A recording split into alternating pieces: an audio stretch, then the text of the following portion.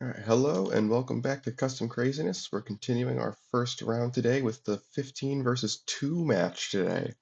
After the last video, Ludicrousness put together some bags for future counters. Big thanks to him. Hopefully we'll get to see some of the bases that use future counters in the matches today so we can show them off.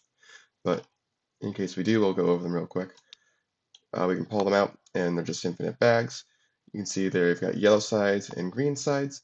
The yellow sides are when we first pick them up to show that we can't use them for their normal abilities yet. Then at the end of that turn, we'll flip them to the green so that we can use them. It's that simple. All right, getting into our contestants. In the 15 seed, we've got X-Nauts and Shadows. This is a pretty straightforward deck, bit of a jack of all trades. Got lots of straight power increases, but they also kind of want to set up where other players have the lead. This is what Shadows focus on. You can see that in the card Shade here. I think this is a pretty good encapsulation of their strategy. But yeah, they get the job done, and nothing too fancy about them. Over in the 2 seed, though, we do have some pretty fancy things going on. This is Astronomers and Terminators, and this deck has the potential to break infinite bases. Now, like I did with Film Noir and Loopers, we'll go over how they accomplish that. So the main 3 cards that matter are Hipparchus, Halley's Comet, and Phone Book. Now, with just Astronomers, we have these 2 cards, which allow you to move Hipparchus before base scores as much as you want. Obviously, this doesn't get you any VP by itself, but that's where the Phone Book comes in, because that allows you to send somebody else away and then have Hipparchus follow. And in general, this deck is going to have lots of tools to dig for the cards they need and recur them, and they'll also have some pretty potent removal stuff to help slow things down along the way. These are not in the starting hand, they're just in the deck somewhere. As always, we're starting off with our low-risk base deck. Let's just jump right into it. As always, the lower seed is going to be going first. So let's see what we're doing.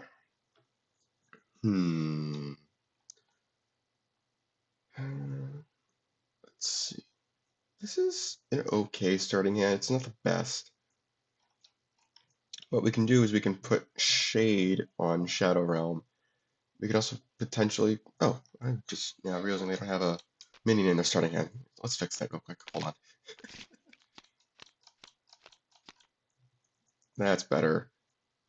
Okay. Okay. Because Shadow Trap could potentially force them to play a minion. And we might want to do that. Let's see. We can play Shade normally anyway.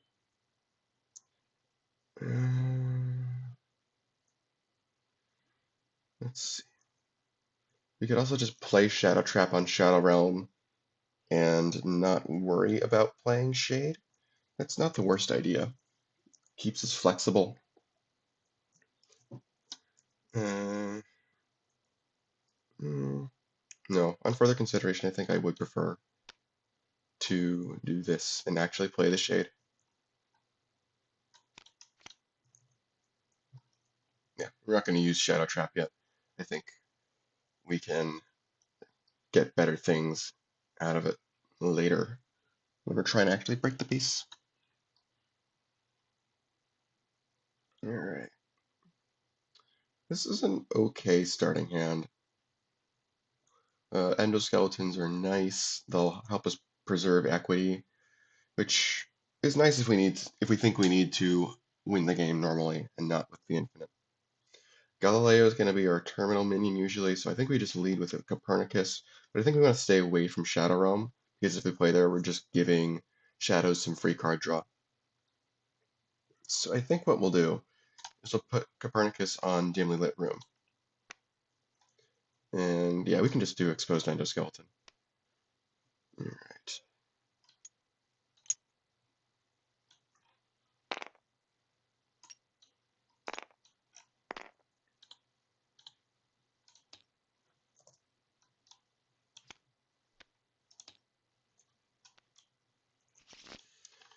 All right, and as you can see, this is going to be a lot of equity perseverance potentially.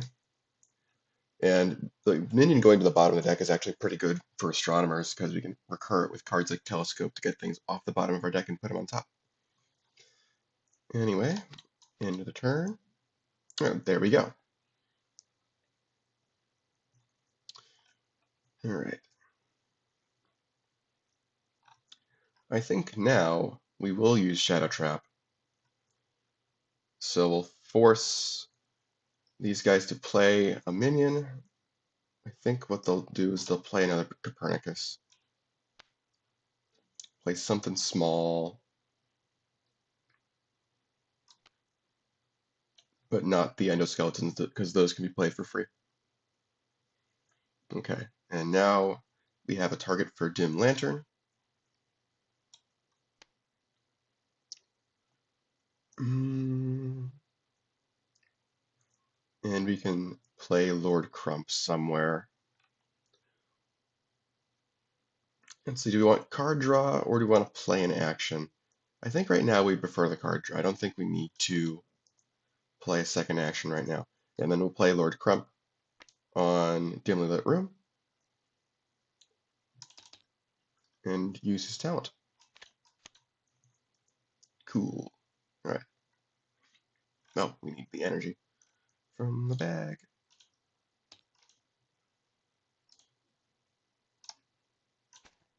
There we go. All right. This breakpoint goes down by 4. Let's see, what do we want to do? We could get Telescope out and start sifting for stuff, potentially. And putting equity on Copernicus will be nice since we have an endoskeleton, or this instance of Copernicus. So yeah, I think we'll start with that. It's not an action. I think we do want to keep it on top though, because Galileo is just a nice minion to have. And then we have our minion play.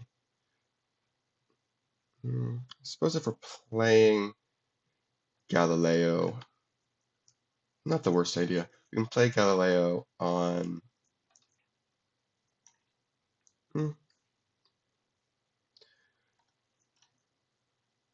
can play Galileo on Shadow Realm, I guess. Make it a little bit harder for shadows to catch up. Because once shadows get past the opponent, then they can pretty easily start breaking stuff. As you can see with the shade. So I think what we'll do is we'll angle towards winning Shadow Realm. We can also get rid of this Galileo. Phone book's good. None of the cards that want to be revealed, but some good stuff. I think we can afford to get rid of these 2 cards. And we're okay with doing that despite putting it back on top with Telescope because the bottom of our deck is actually a staging ground for some of the Astronomer cards, so keeping that open is fine. And then we'll definitely put Phone Book back on top because that's one of our infinite components. So we played an action, we played a minion. Alright. Cool. This will open up some solo potential as well. Alright. Shadow Realm will draw them a card. This breakpoint goes back up. Oh. This goes down. We got both phantasms.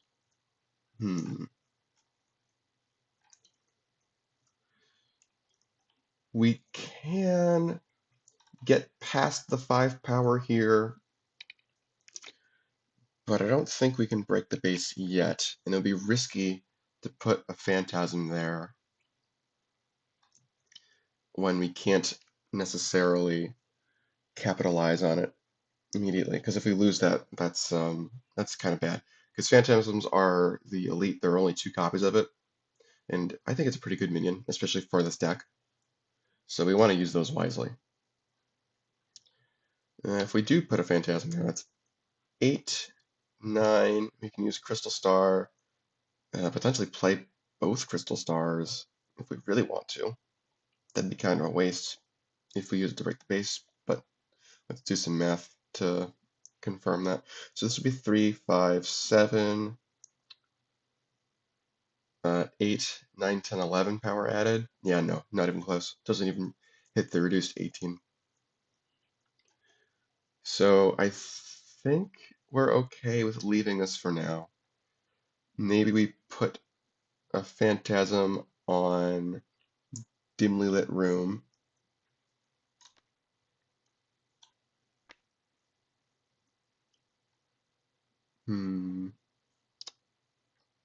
Give it an energy with its talent. Yeah, I think this is okay because we can use Crystal Star and Lord Crump for extra stalling. Do we want to use Dim Lantern's extra action? We could. I think we could. We could use that for Creeping Darkness on Shadow Realm. Keep that base around for a bit longer. Yeah, I like that. So we'll use Dim Lantern's talent to play an action. Alright. And for now I'm just going to keep the -1s here for convenience. Alright. That was Minion, action, Dim Lantern action. I think we're good. Okay. Got our removal cards, that's nice.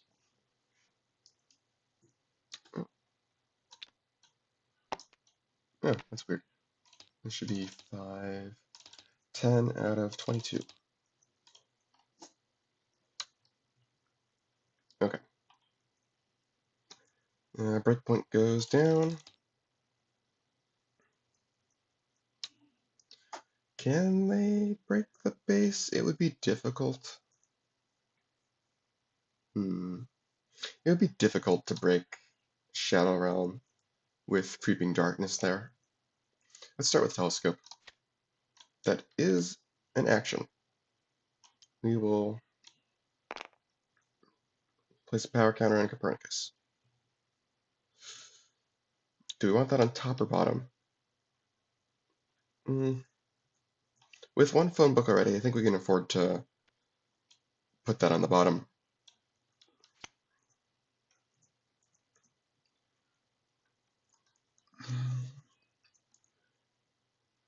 We could maybe force Shadow's hand on Shadow Realm with the Terminator, targeting Shade, to force them to put another minion there, but I don't think we can break the base this turn.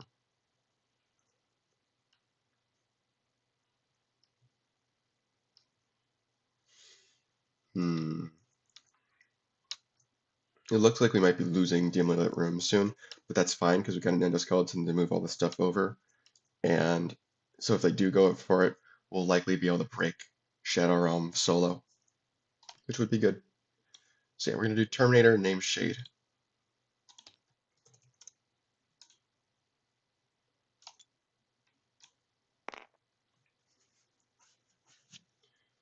Alright, let's see, that was only minion. We don't want to play this though, so I think we're good. Ooh, nice. These are good draws. Okay. Breakpoint goes down, draw a card from Shadow Realm, this breakpoint goes up. Nice. Alright, they can probably break Dimly Lit Room. If we do Phantasm, Crystal Star, they only need 3 more power. Yeah, they can totally do that. And potentially get another minion out somewhere.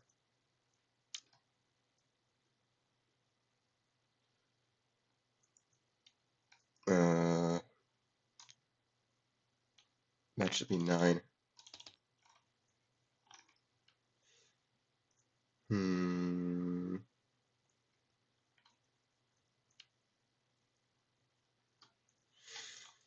Let's see, how big are our minions there? We've got a 4 and a 5. Yeah, we're not taking out Copernicus with either of their removal cards. Oh well.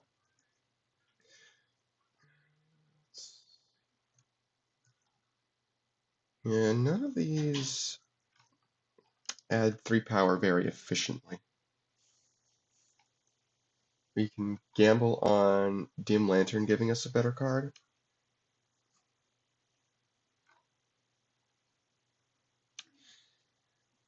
And worst case scenario, we can just put, we'll put something there. We'll figure it out. With the other side, it's not as important to, we can use the Phantasms potentially. Although, I would like to do this without our minion play so that we can put another minion on Shadow Realm. So yeah, we'll start with a draw from Dim Lantern. Ah, perfect. Well, not exactly perfect. But what we can do is play the Shade normally, use its talent for 3 power. And then we can do our action play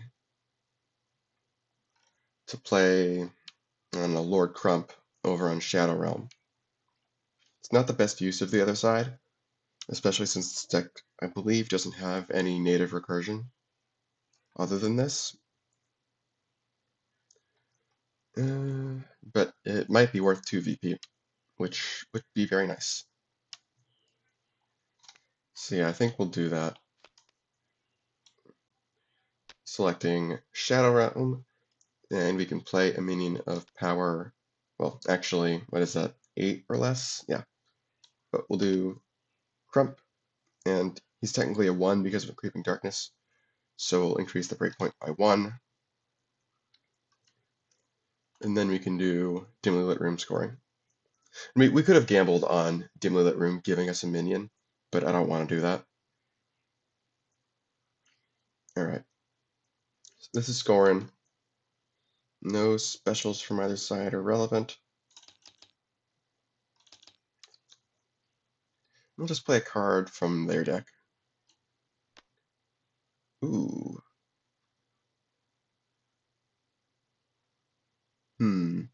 That's not the best thing to see. Probably just gonna get wasted. But I guess they may as well try, and maybe it'll work out. Yeah. Sure. Alright. This stuff goes away.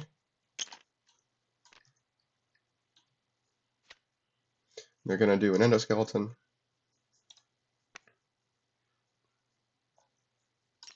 And give Copernicus equity. Is there any stuff we want to get back with Copernicus? I don't think so. Don't think we need to worry about that yet. This guy's got a -1 from Creeping Darkness, or he will, once it becomes their turn. Preservation point, how nice. Oh, we're gonna put this over here to say that we have it, or to demonstrate that we have it. And that's it. Okay, that would have been a much better hit from Dimly Lit Room.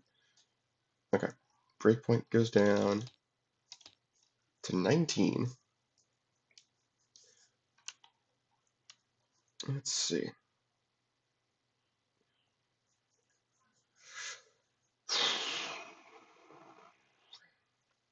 Can they add 8 with, what's it called? Creeping Darkness slowing them down? It would be difficult.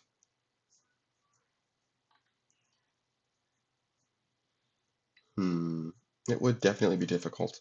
We can start with Telescope. That is not it. It is an action, though.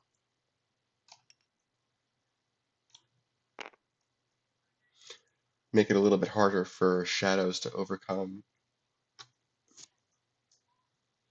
their stuff, because they'll have 14 power if Creeping Darkness goes away. I think we can put Minigun on the bottom. Yeah, so we've got nothing set up there yet. Stashing actions on the bottom is not the worst thing ever. Can they add that much power? I don't know if they can.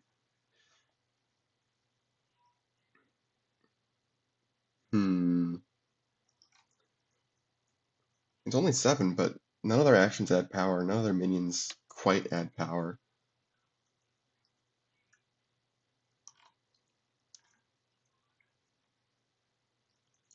Now, what we can do is do Terminatrix or Skynet AI on another base. Yeah, that seems fine, because this is a pretty solid play for, and it would be hard for Shadows to overcome that and still win, especially with the Terminator taking out the Shade's power. It'll be hard for them to win. So yeah, I think we can ignore that for now. Just kind of leave it there. Put Skynet AI on Hotel California. Use its talent. That is a standard action, but we can put it on the bottom of our deck, and now we know we have Jupiter on the bottom of our deck, which is very good for Telescope. And yeah, once again, we're not going to play an action. I'm just going to draw 2. Yeah, look at that. Second Telescope. Great. Okay. Breakpoint goes back to normal. Anything else that happens? I don't think so, right? Oh, they draw a card.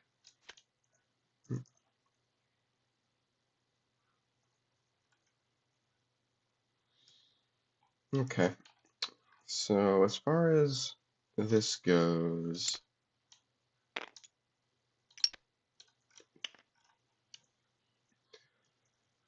they need to add a lot of power if they want to try and go for that.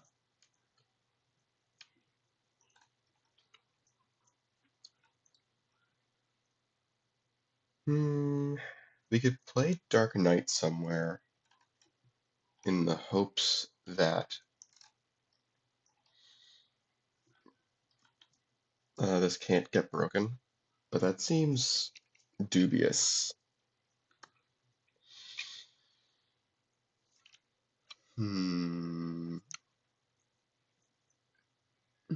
Let's see. Can we do Shadow Realm? Let's start there. Grotus X would be 4 to get us to 6 power. We can do Grotus for 6 more. So that'd be 6 plus 6 is 12. We can do... we could do... Is there any target? Yeah, there is. There is a target for Crumpa Bomb. We can take out the Terminator. There we go. Sure. Yeah. Okay, with just our action play, we can do 6 with Grotus X. We do Crumpa Bomb, take out the Terminator. That makes it 11 to 6 plus 3 is 9. Okay, so we will need something else. Whether that's Shade. Oh, speaking of which, we can bury this Shade on Hotel. So it looks like we won't be able to save our minion play unless we use Dim Lantern for an action. We could do both Crumpa Bomb and X-Ship Attack, but that feels expensive. I think I'd rather not. Yeah, we can also start with burying Creeping Darkness somewhere. We'll put it on Preservation Point.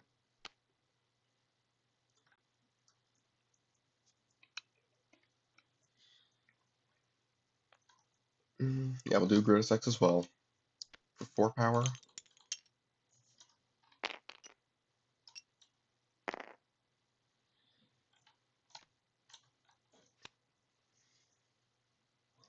Yeah, we're definitely doing Crumple Bomb to take out the Terminator and give somebody +3.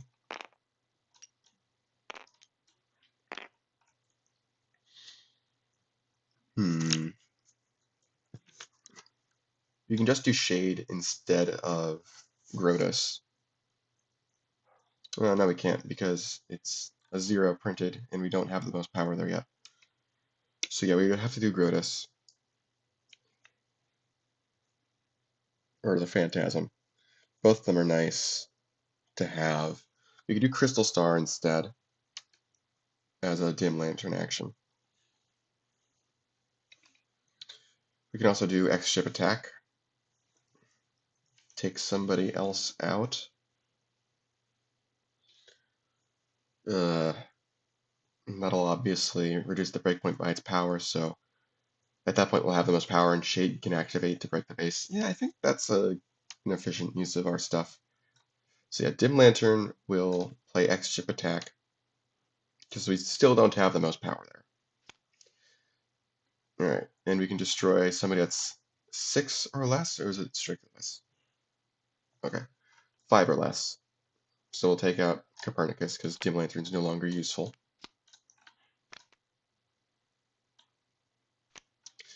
Well,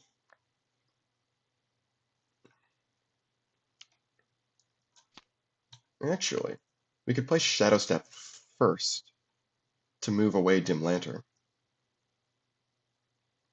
Yeah, we do Dim Lantern's talent to play an action, then we do Shadow Step, but that's fine. Yeah, so play Shadow Step to transfer Dim Lantern to Skynet. And since we transferred one of our own cards, we can play an action, which will be X-Ship Attack, take out Copernicus, reduce the breakpoint. And now we do have the most power there, so Shade can activate for 3.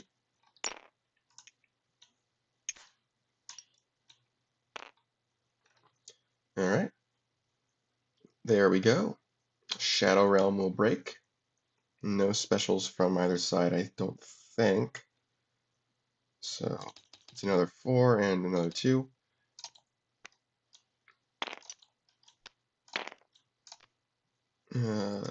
Yeah, and then no after specials either. This might look concerning for Astro Terminators, but trust me, it's not. Like, they've got Jupiter on the bottom of their deck, so they can start popping off. They also have the Infinite to pull out, so they're fine. Let me draw 2. Okay. Oh, Shade. Put that over here.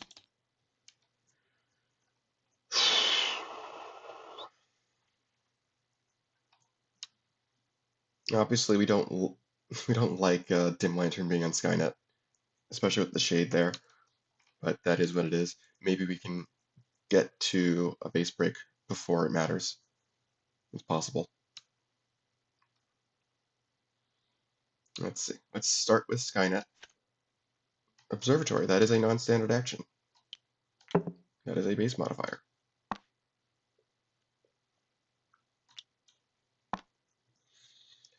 Let's see. We have Terminatrix to play a Phantasm. We can play Telescope. Well, okay. Is there anything in the discard piles that is worth more than 4? No. And potentially, but probably not.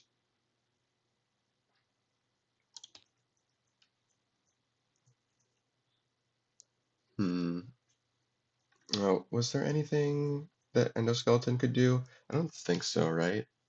You just play the Endoskeleton and that's it? Yeah, I don't think that would make a difference. It'd be 7 power to start, and then we've got 4 from the Terminatrix for 11. Yeah, no. Telescope would be another 4 by revealing Jupiter. I don't think so. Let's see.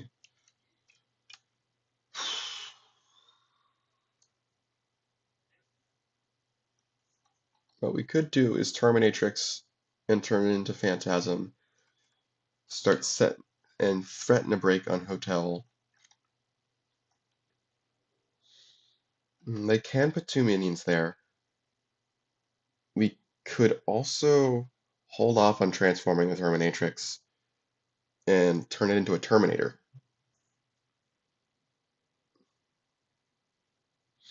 Yeah.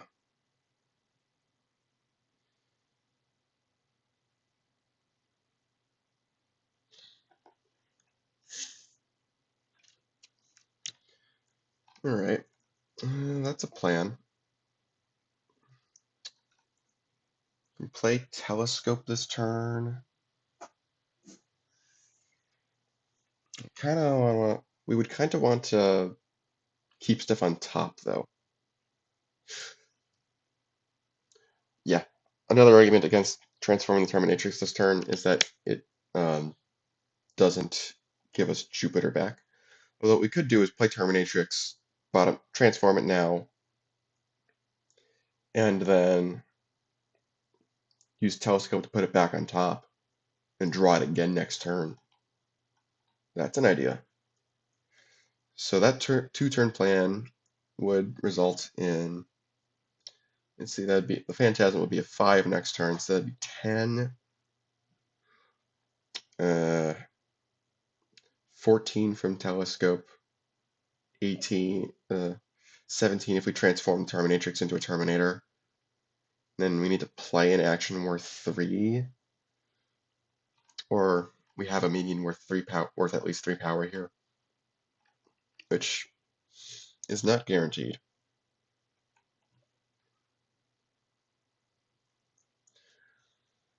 Hmm. Hmm. Hmm.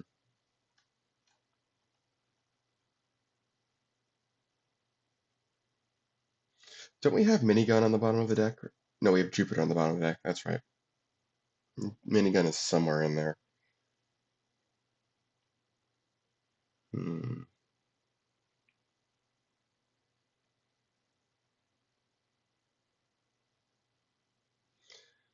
Hmm. This should be 18. I do like the idea of Telescope and transforming a Terminatrix in some capacity. It's just a question of how.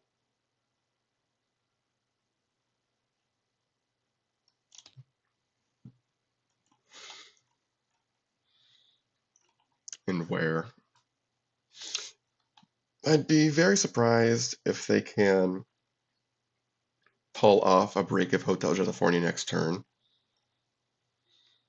even if we put 8 power there, just because they have 0 setup whatsoever.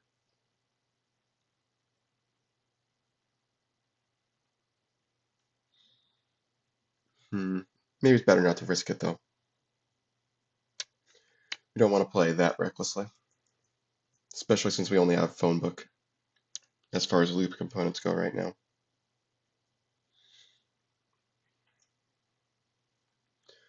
All right, so maybe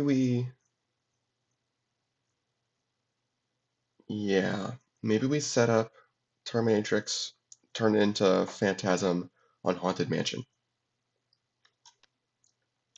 Yeah. Do we want to put, we could even put the Telescope on it, since the action would go to the new minion. Yeah.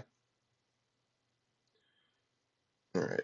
Well, we would still do this first anyway, I suppose. So yeah, we'll do that.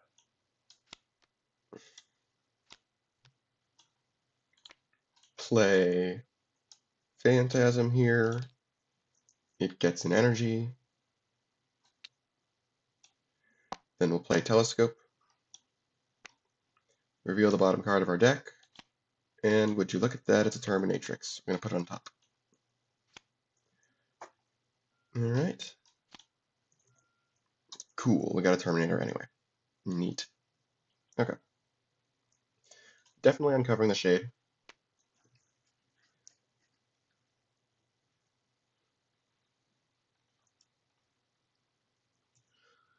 We do want to go for Hotel California to get Skynet out off the board, because left unchecked, that will help them play a lot of cards. What we could also do is play Dark Knight somewhere, although the breakpoints aren't the best for doing that. I feel like if we play Dark Knight on Haunted Mansion, it's just going to get broken immediately.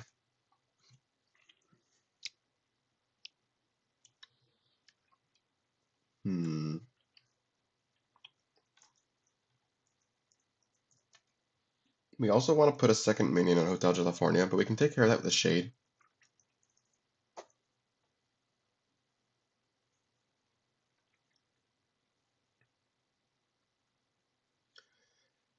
Bury a Shade on Hotel, play a Shade on Haunted Mansion, maybe. Then we can put the second Creeping Darkness on Haunted Mansion. Sure. We'll do that.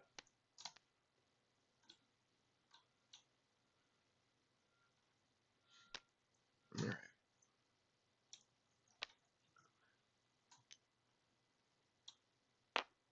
Alright. That's the turn. Oh, we have Dim Lantern. Let's just draw a card. Okay. Then we draw two.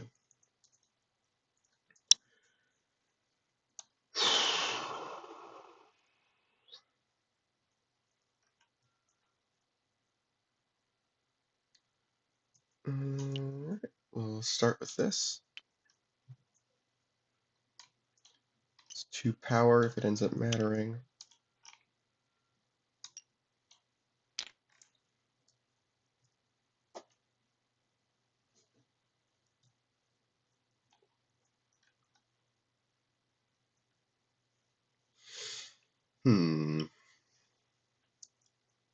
We can guaranteed activate Telescope's talent for 4 power with Jupiter on the bottom. That would be 8.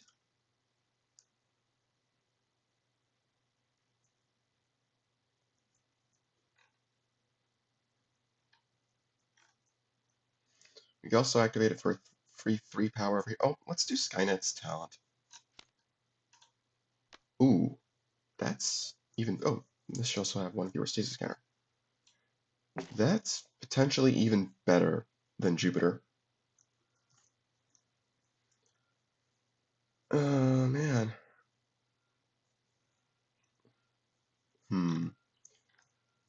This gives us a lot of options.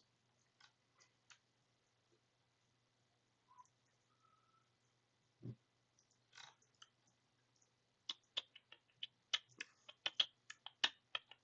think we do put that on the bottom. Can't stasis it, unfortunately. But that's fine. Let's see.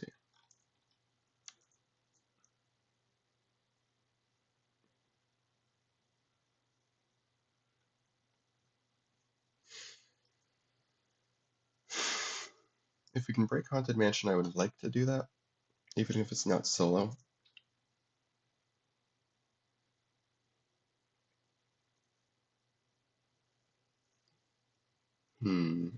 Okay, so we can activate Telescope for power and an extra minion. That would be 5, and then 2 minion plays. That would be 13 away.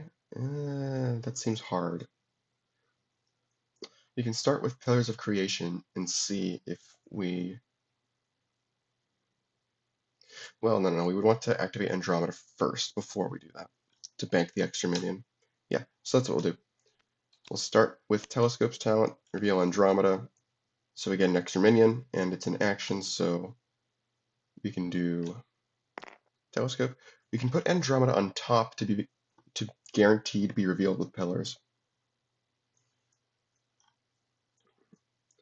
Then put Andromeda back in the bottom, at least somewhere in the stack.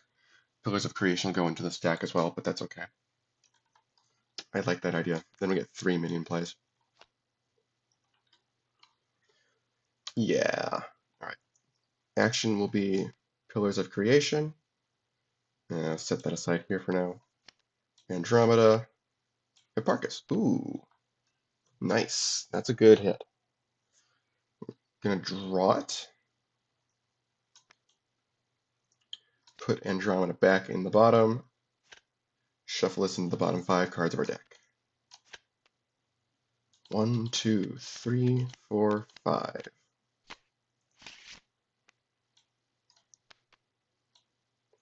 Alright, so now we have 3 extra minion plays.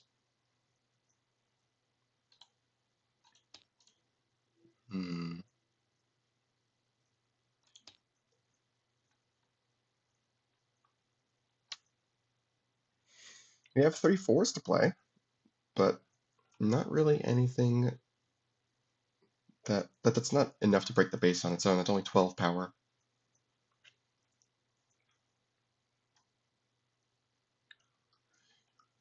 We can put a phone book on Hipparchus. That seems a little bit risky because we don't have Halley's Comet yet.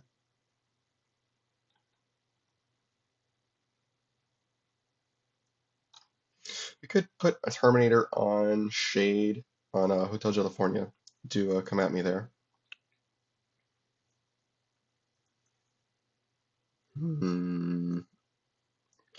No, there's no way we can do Hotel. I think we should get Armstrong on the board, just so we can start using him.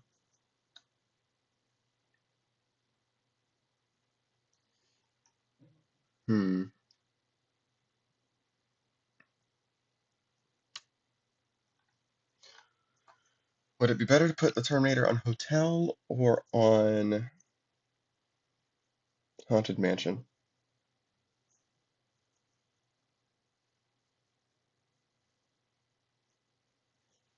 I think on Hotel. I think if we can get if we can deny them presence on Hotel, then that'll be really good. We can, actually we can't guarantee that. We can only put 2 Terminators there, one with the real Terminator, one with the Terminatrix.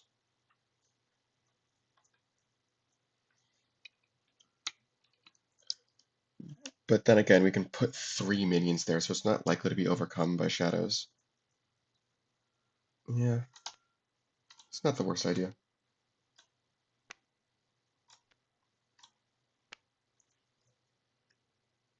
And that does guarantee what's on the bottom of our deck, which it's not the best, it's not the worst. We can also not activate the Terminatrix, but I think I do want to.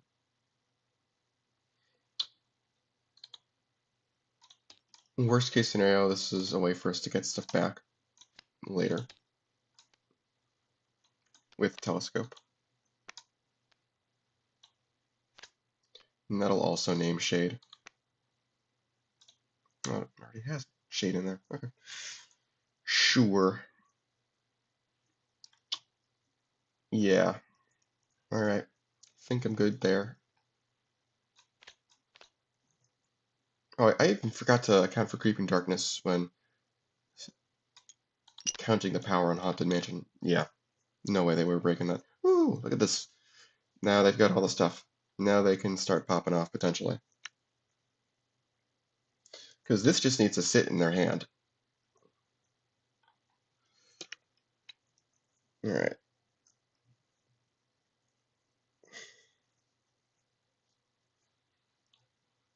This will definitely get uncovered.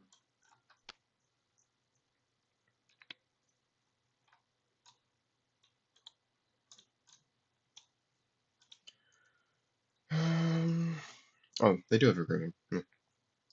Me forgetting my own cards moment. Hotel California does make this difficult because the Terminators are mandatory, which means that they can go before the base, as far as I know, at least. Which means we need 4 minions there to guarantee presence, because the shades will go away. Something's going to get shuffled in. That's tough.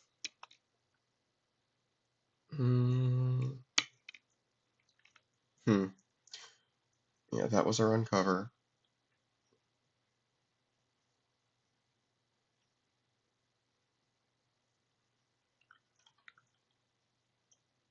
Hmm. I don't think they can get out of that. I think that's just gonna be a solo. It just always is. We can't get two minions there.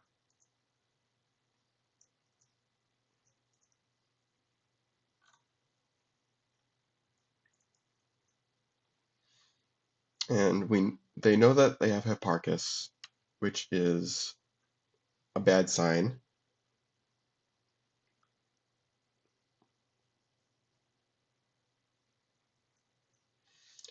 I think what we need to do is just put Dark Knight somewhere.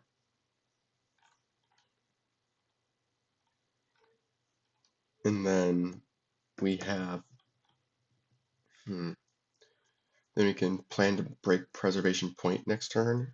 Hopefully, maybe.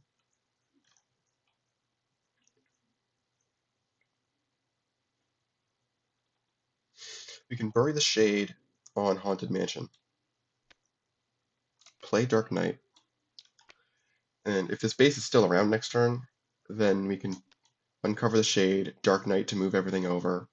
And then that's a good start toward breaking Preservation. Especially if we, say, put Crystal Star on... Oh, we also have Dim Lantern. That'll help. Oh, we have Dim Lantern for one more turn. Especially if we want to put Crystal Star on the Shade. Definitely do that with our normal action. I don't think there's a better action for us to do than just... I don't think there's anything better for us to do with a Dim Lantern than just draw a card, which is still fine, but yeah. That's nice, I guess. Alright, so yeah. They're gonna have to cut their losses on Hotel California. Yeah. Ooh, Shadow Queen's a good hit. That'll allow us to pivot stuff if we need to. They're not out of this yet. Okay, so theoretically, they can start going to town with Hipparchus, but they don't want to do it on Hotel. Oh, that should only be 5. Strange. Oh, I know it. I know that happened. It was the Lord Crump from earlier that wasn't scripted. Anyway, they don't want to do this on Haunted Mansion. Or it's on Hotel. They want to do this on one of these two bases. Energy on the Phantasm.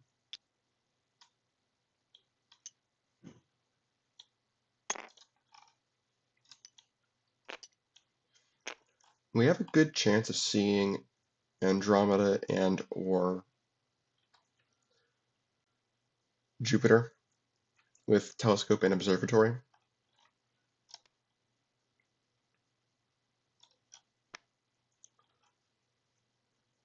Hmm.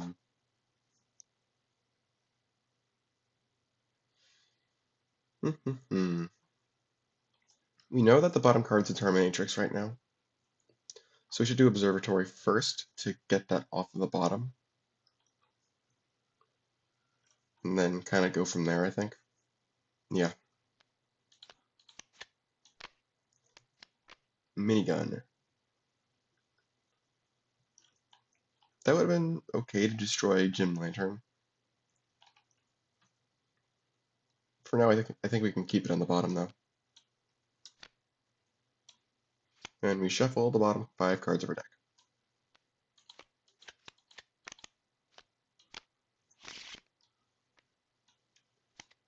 And I think we do telescope. No, we would, in case we hit Jupiter, we would want to play Hipparchus first. The Shades are an annoying phone book follow target because they don't have any printed power.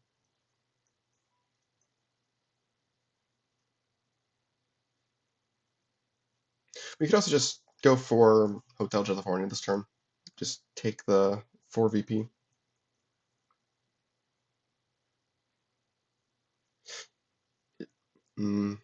Seeing Dark Knight here makes me think we should put Observatory here instead of on Preservation, because it looks like they're going to be going for Preservation next turn. Ooh, an argument for breaking Hotel this turn, if we can't win, is that it prevents Dark Knight from moving all this over and getting the 2 VP much more guaranteed. Yeah.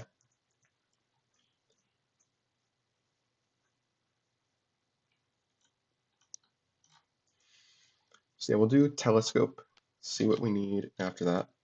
Phone book. Okay, well, we get a power counter. I think I want to put that on top now.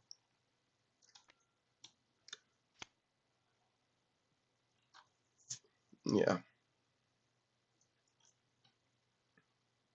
So we need 5 power to break Hotel.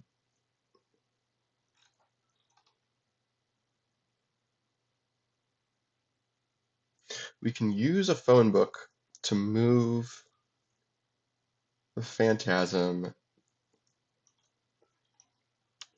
to Hotel. And that would be more than enough. We could move it to Preservation Point instead, but I don't think we can break that. Especially with the second phone book coming, we can afford to use one of them normally.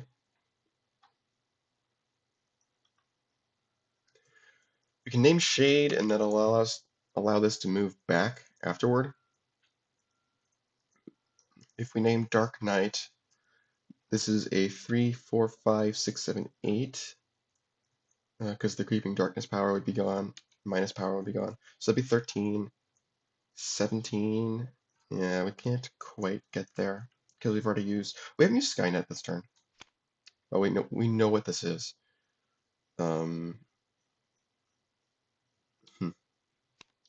We know what this is. It's phone book.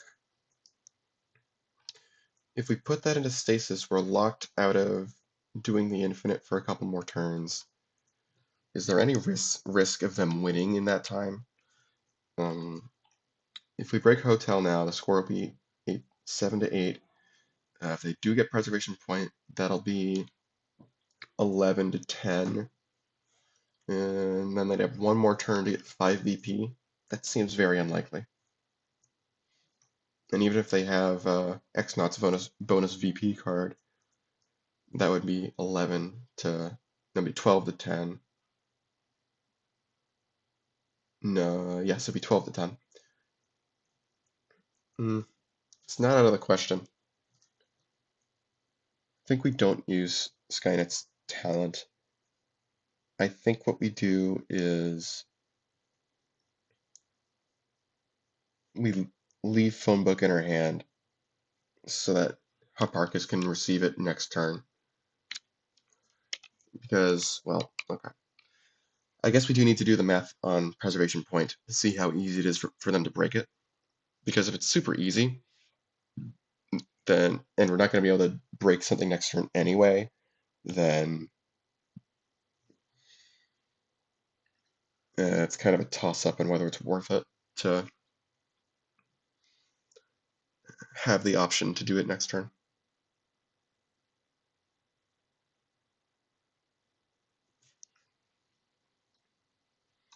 Yeah, why do I know that we're doing this? It's going to name Shade.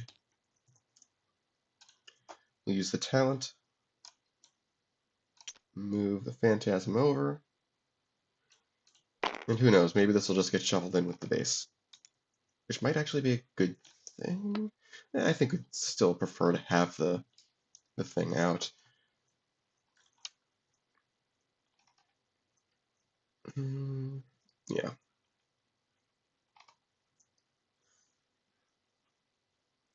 Yeah, we can use an endoskeleton to save all of this stuff.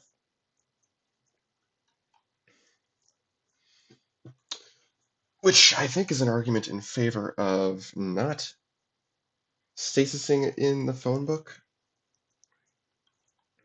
Because we can save the equity next turn even if we can't win immediately. Let's see, that would be a 4-power exoskeleton with the telescope in the phone book. Hipparchus would make 8. 8 power anywhere we want. If we assume Dark Knight ends on Haunted Mansion, that would be 5 plus 8 is 13. Need to add 5 power somehow, somewhere. That seems difficult. We haven't played a minion this turn, so we could play Terminatrix on Preservation Point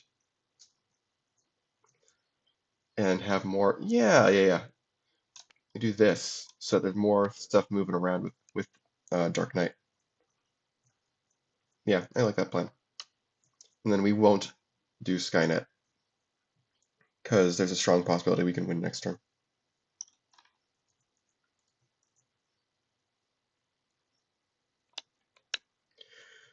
All right, Hotel is going to score. These guys will kick off the shades, and then we do base. Hold on. 1, 2, 3, 4, 5. Okay, we're going to do this with a d6 instead of shuffling all the stuff together, just because some of them have some equity on them. All right, so we're going to do 1, 2, 3, 4, 5, and re-roll on a 6. 2. So Terminator goes on. Cool.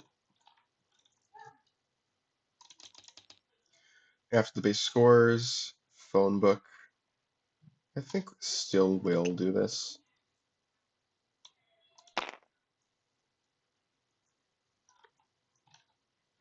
Then Armstrong will go into the bottom 5.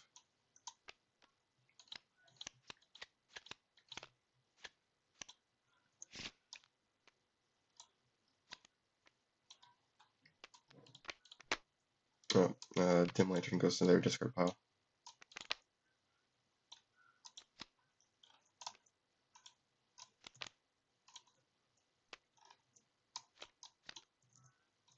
Ooh. Okay. Alright. Dark Knight and Shade. Yeah, they are still going to do this, I think. Ooh.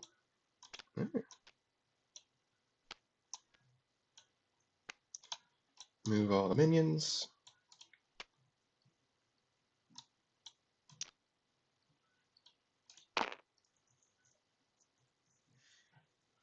Oh, this power goes away as well.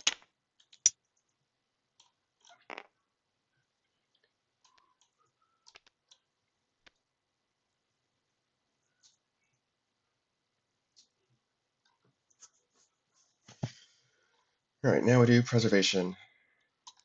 Or see if we can. Start with Crystal Star Power.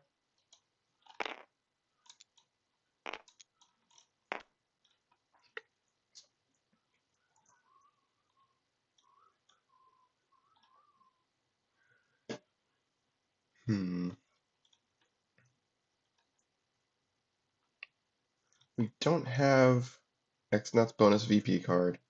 It's just somewhere in here. So we're going to be at 11 points. So I think we do need to have a contingency plan for how to break something else, like Flaming Area instead of Haunted Mansion. Speaking of which, we'll put this there. Why did we not draw the other phone book? Did I count my cards wrong? I feel like we put phone book on top. Did we not?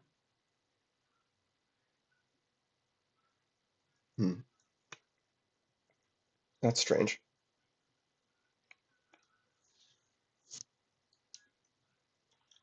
That is very strange. Anyway, or worry about that later. Then, yeah, any of the minions we play will get us to shade range. So that's a free 6 for 13. Umbra would make 18. Then yeah, we can just play lights out. Seems good to me. Or we can do 3 shadows. That would be 10, 16. No, that's not enough. We can do Umbra and that'll be exactly 20. Cool. Use the talent. Move it over. And these guys get 3 each.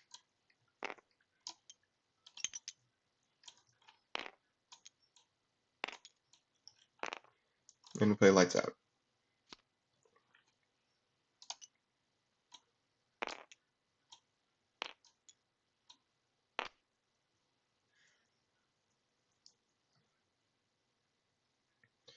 Alright. Preservation point scores. No specials or anything. Let's see. There's no shade for phone book to move to, but they will do endoskeleton.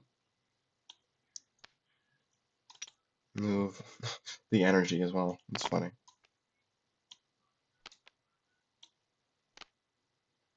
Should there be another shade? Yeah, there should be. Did they want to bury? No, they can't. There's nowhere to put them. Okay. Cool. That's that. No extra stuff. Creeping darkness goes away, but that's okay.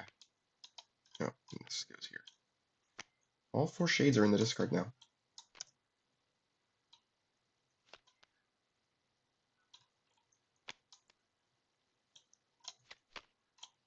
Ooh, that's interesting.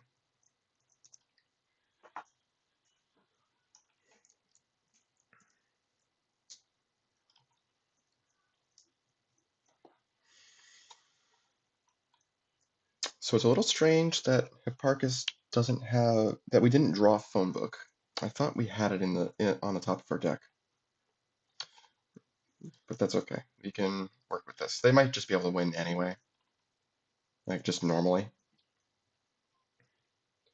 right, so we'll start with Observatory, I think. Although we can play Hipparchus anyway.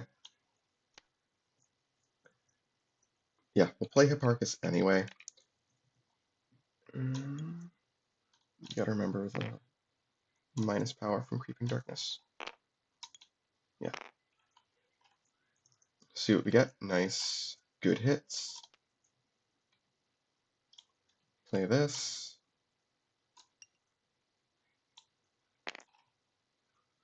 And we don't want to put endoskeleton. We attempt to put Armstrong on top and it fails. 2, 3, 4, 5. Then we'll do telescope and hopefully that hits. What actions are in our discard pile?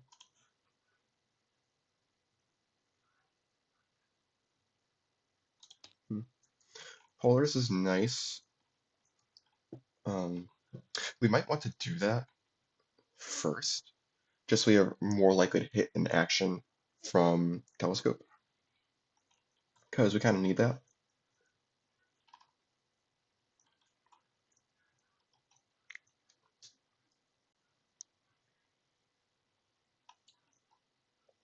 Yeah, so we'll play Polaris. We'll put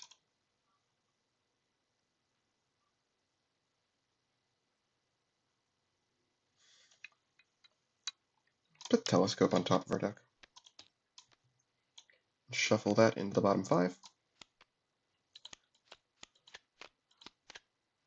One more. There we go. And then we'll do telescope. Okay, well that is an action.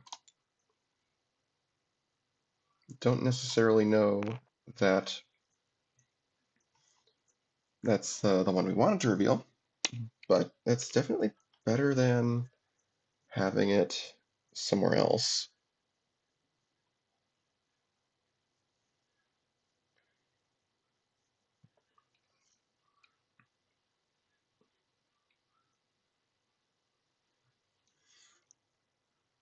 Hmm. Do we want to play the endoskeleton somewhere? We could, but like, I don't know. The better question is, what are we doing with Hipparchus now? Because we can attempt to save him, but we only need to break one more base anyway. And Dark Knight's gonna get saved, whether it's with Haunted Mansion or being moved away with Halley's Comet. And the score's gonna be 12 to 13 or 11 to 13. 11 to 13 would be nice, so that they have to actually, these guys have to, yeah. I think we keep Andromeda on the, we're always keeping Andromeda on the bottom, I think. But the question with Hipparchus was, do we reveal the bottom 5 or reveal our hand? And I think we reveal our hand so that we can move Dark Knight away. And that'll give them -1 VP, which is a big deal in the end game like this, because they're not going to be able to go infinite. They didn't see the right stuff in time. All right. Yep. Haunted Mansion will break. Hipparchus will reveal their hand and move Dark Knight. It doesn't actually matter because he can move wherever he wants. And like technically, he gets +1. What to do?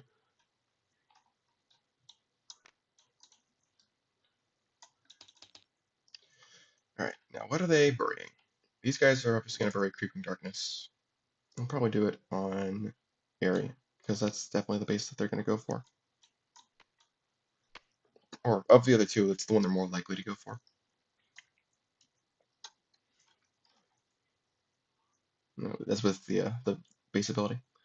What are these guys saving? Armstrong can just go into the bottom 5. He can recur himself.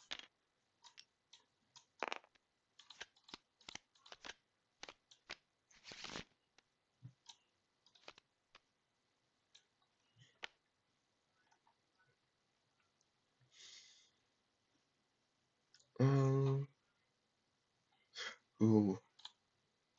I'm starting to wonder if they could have Terminatrixed into Terminator, but no, they broke the base exactly, so there was no room for error on that part. Yeah. Yeah, this would not have helped. They would have needed to recoup 1 more power somehow, and I don't think they would have been able to do that. Okay, so yeah, that's fine. Maybe they do this, because it's not like this stuff is going to get saved. The endoskeletons can't save each other.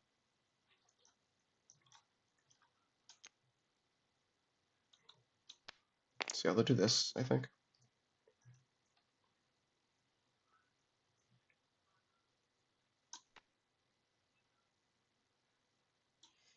Yeah.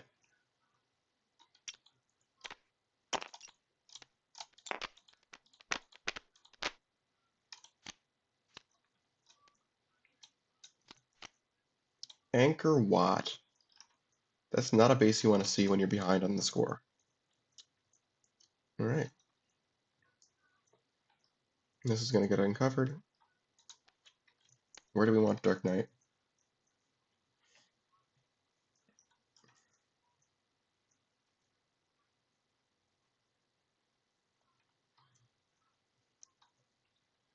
Can they break something else?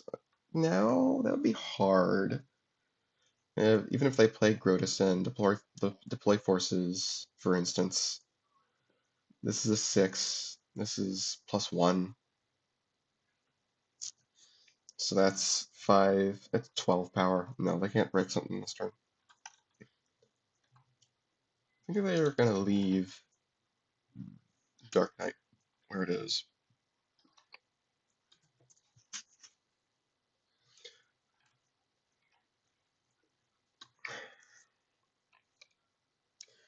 And I think what they can do is move Dark Knight over to here. No, Anchor Watt.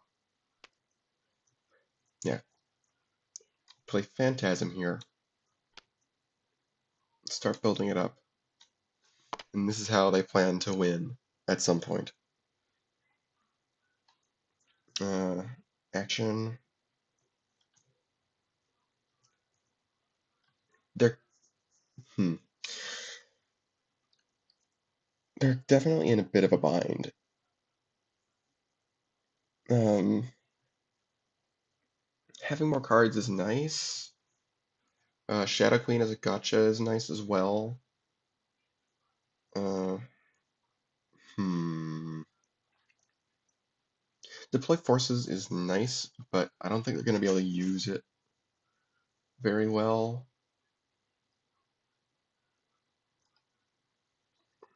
And that's kind of why I'm thinking we just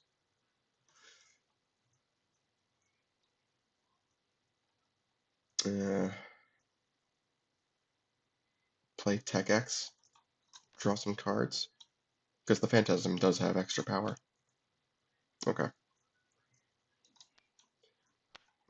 And then they draw two. And there's nowhere to put the shades, unfortunately. This is going to get uncovered.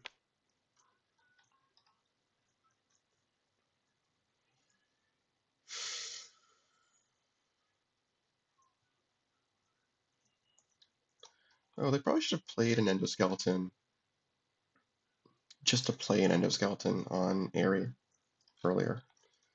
Yeah, they definitely should have done that. I don't think that would affect the decision making over here. Because now they have the option to kill it with the base. They would win if they break Anchor Watt, no matter what. Score would be 15 to 14. I'm wondering if they can do that. What can Terminatrix grab?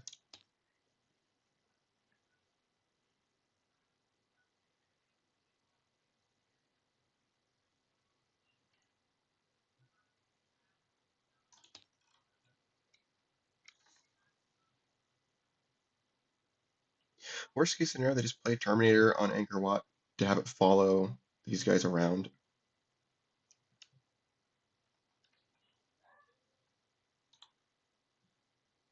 You can turn it into Umbra, so it can move.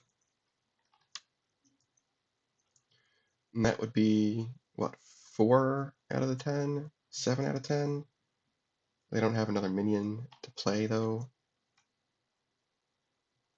You know what, why don't we do this first? Do Telescope first. Reveal the bottom. I don't think they need that. I'm gonna put that on. I'm gonna put that on top. I'm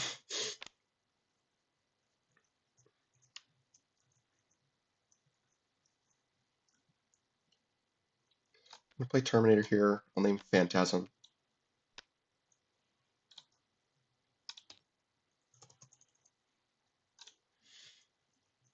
So that I can. It's mostly just to have presence wherever these guys go, because they've used both of their removal actions, right?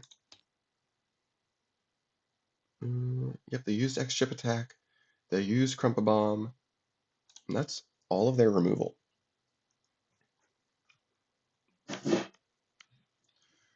So this will help make sure that they get VP from wherever Dark Knight goes, which will make it a lot harder for Shadows to win. And I think we don't transform the Terminatrix yet. Oh, there's the phone book. What happened? Weird. Alright, well, anyway. This will be some good extra movement if we need it. Alright, these guys are in dire straits. We have 11 power to put wherever we want, but I don't think we can solo anything. We could try to convert options with Shadow Queen.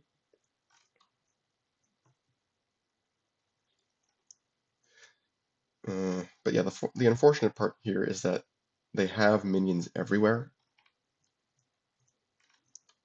So I think we just have to go for a 2-point split, i.e. Nightmare Roll, and play to win the next base after that. Or maybe we draw the bonus VP card. Either way, we should probably get all this stuff off of Anchor Watt, because it's a lot more dangerous on Anchor Watt than it is on Nightmare World, as far as them breaking something goes.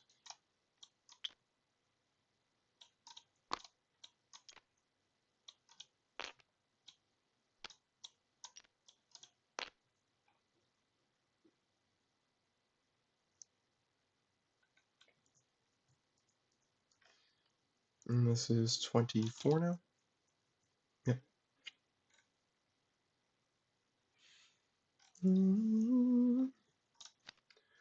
Bury the shade. I guess we can bury another shade as well.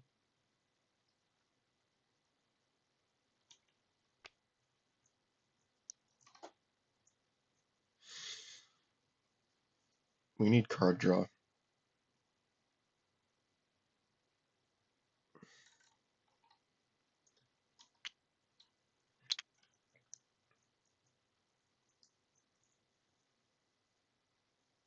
I'm worried about moving Dark Knight over, because that'll make 10 power out of the 18 they need. And you don't know what they're capable of. We know they have Halley's Comet to move, to move one of their minions. And that would be, I guess, 3. Yeah, it's just a big risk to move Dark Knight over with deploy forces just to get a draw from Tech X.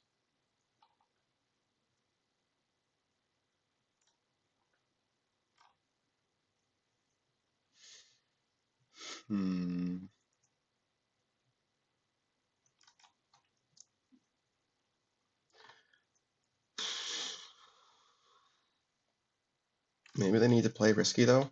With only 3 cards in hand, it's possible that they don't have a hand to break Anchor Watt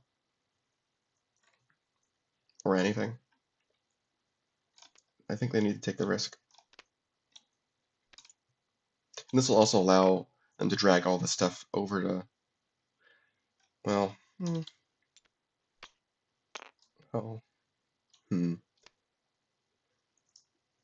curious thing here. Maybe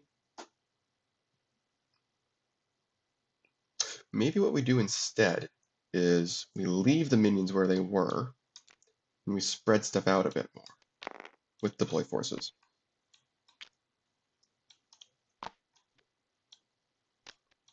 Like, yeah, we don't do Dark Knight this turn, but we do Tech X first with Phantasm.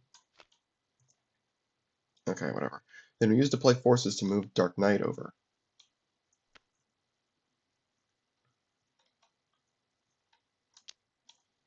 And then next turn, we can uncover the shade, swap everything again, and then Dark Knight would be able to move over because the Phantasm would only be a 3. Okay, I like that. So deploy forces, and then I have a minion.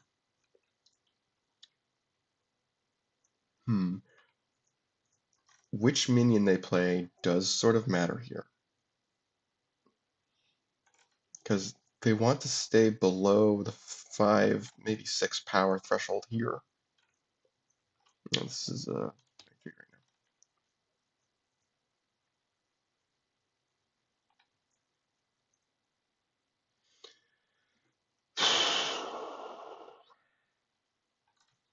If they play Grotus, then they'll have a hard time being able to move Dark Knight over with deploy forces. But also Grotus would be worth more. We don't want to put anything else on Anchor Watt anyway, because that's the problem base. Umbra, I'm not sure if there would be a window for Umbra to move over and use deploy forces. But we can use it as a stand-in for Flaming Airy, for later, at least.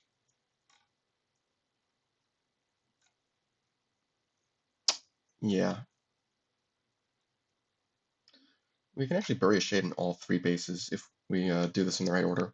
Like, we do the one on Nightmare World before we move over Dark Knight, move over, then we can bury the one on Anchor Watt. We know it's actively more. Well, okay, so we can't do this one. But that's fine, because we can uncover after we move with Dark Knight. Okay, I think this is the best they're going to get. Oh, that's their win condition. All right, what are these guys doing? They can win. They can win. They just have to break something. And I think we start with Telescope.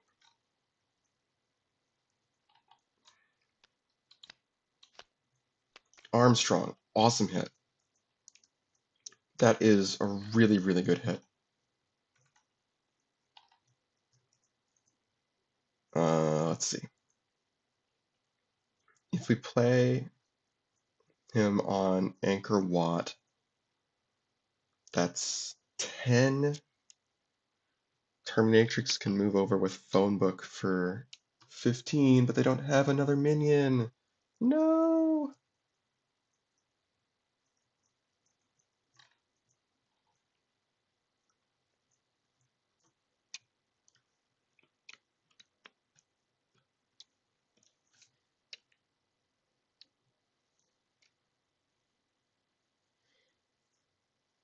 Hmm.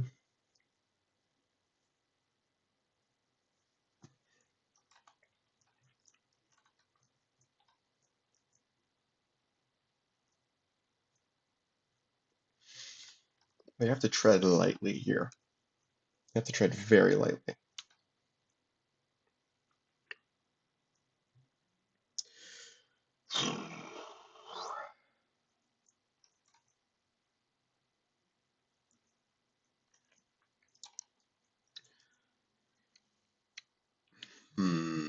We could play Armstrong on Nightmare World, move the Terminator over there, so we have 17 power on Nightmare World, but I feel like that opens the door for all this stuff to just converge in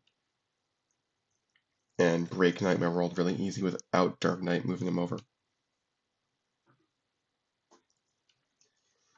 Where are we putting Armstrong?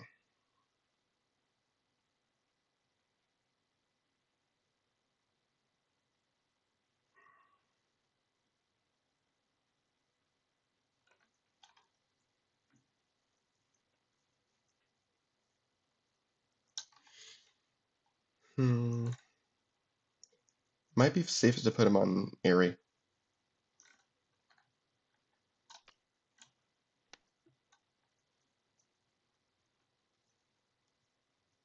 Because I think we can be pretty confident that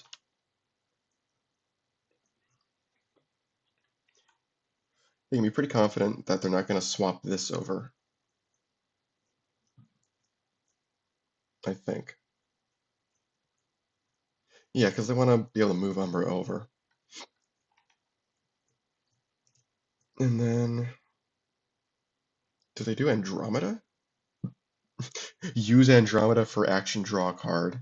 That would be so funny.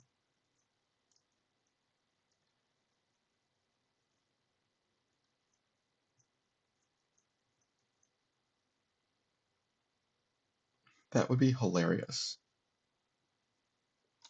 I think it's correct, actually. 1, 2, 3, 4, 5.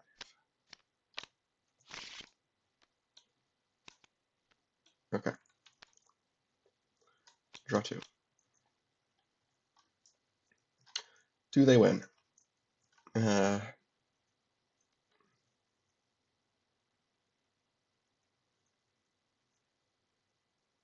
There's never an opportunity for Umbra to move, no matter what. We can swap with Dark Knight.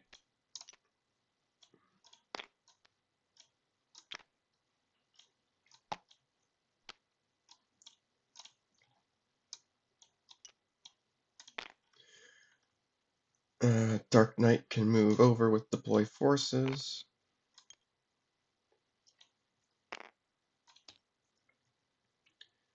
Phantasm can get power from its ability.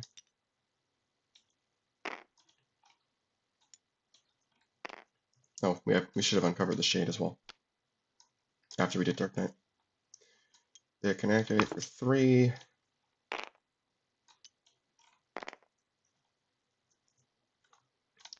Play Grotus. Give somebody +2. Action. They might be 2 power short. They very well might be.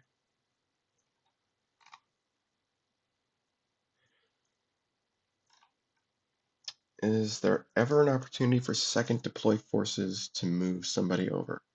They start the turn with 3 power there. Yeah, no, there's not. Because it's strictly less, right? Less total power. So yeah, even if they play second deploy forces on... Oh, no. They just do this.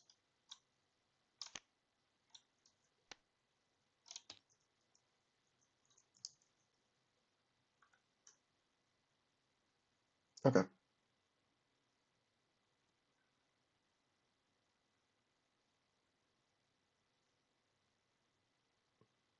Cool. That does break the base. Okay. I mean, before the base scores, Phantasm goes away, but like, whatever.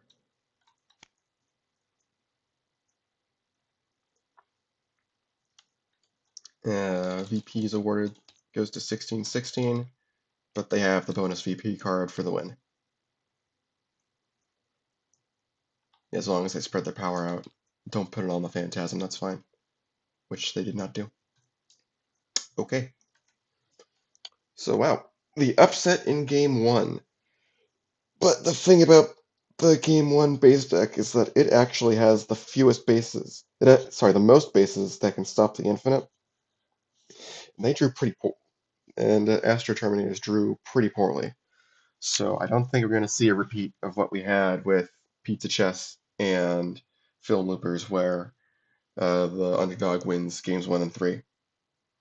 I think there's a really good chance of Astro Terminators pulling out the next 2 games. But we will have to see. Alright, and it's time for game number 2. Astro Terminators are going first since they lost the last game. We're using the medium risk base deck. Let's jump right in. This is a very good opening hand for them. We're just going to go ahead and do Skynet somewhere. We're going to put him on Crypt because that's a really big base. And we're going to play Telescope on him. The question is, which order do we use the talents in? Most of the time, you're going to be able to hit on Skynet, but in the cases where you don't, you want to use Telescope first, because things that don't hit generally want to put on the bottom, the standard actions. So I think we're going to do Telescope first.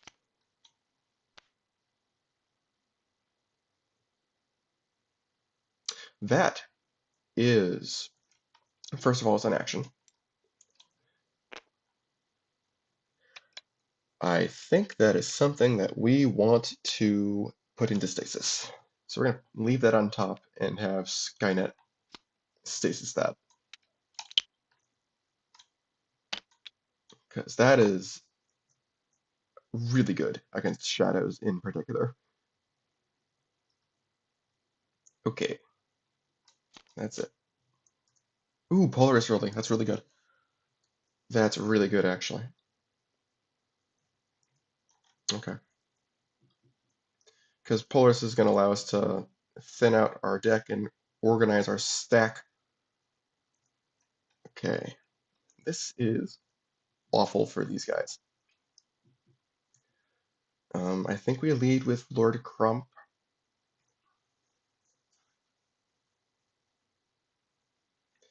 We can put Shadow Trap on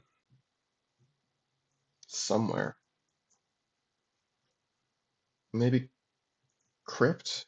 I think we want to do Uncrypt because that allows to get this base out of the way early, get Skynet off the board. So I think we'll bury the Shade, excuse me. We'll play Shadow Trap, we'll play Lord Crump. And use his talent. Okay. Stasis counter comes off.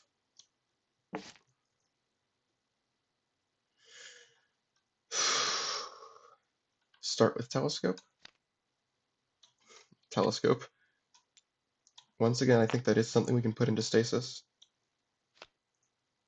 with Skynet. And we can just play Polaris with no actions to put on top of our deck. I think getting into the stack is that powerful. Now the only question is, I think we're playing Galileo this turn, so would we want to do that before or afterward? Where are we putting Galileo? Maybe we just play Terminatrix instead, actually. In which case, it doesn't matter. Put Terminatrix on Central Souk, because that's actually sort of a good thing for astronomers, assuming they don't get scooped on the draws. Because card draw is definitely important to astronomers. They don't have much of their own. But yeah, we'll put Terminatrix here. We'll put Polaris in the stack.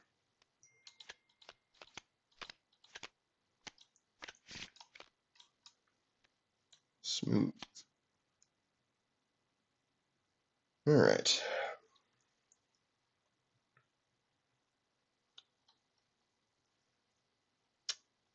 Anything else? I don't think so. So now we just reveal cards with Souk. Okay, that's fine.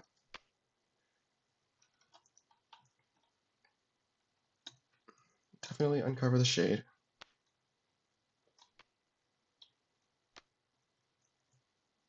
We don't know that Shadow Trap is gonna be a bit of a gut punch to astronomers right now. With only 3 cards in hand, it might even be questionable whether or not they have something to play.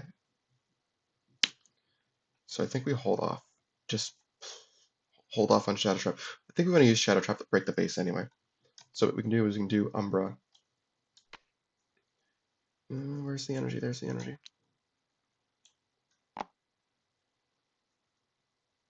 Yeah. So right now, Umbra's got +1. That'll definitely change over time, but I'm gonna leave it like that right now. Then we're not gonna play an action. This is obviously not what we want yet. This will be really, really good for breaking the base, because that allows us to take out Night of the Living Dead with the Crypt. Alright. Ooh, Twilight Zone. This is a really good card that we didn't see last game. Counters come off, counters come off.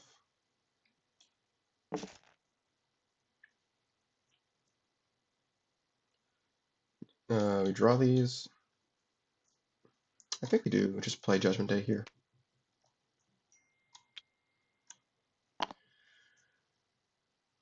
Do Telescope. Do we do the bottom now?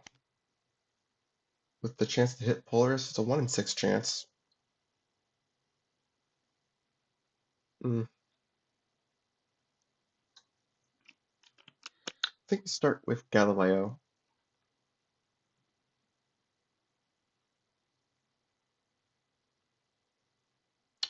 That is written as global.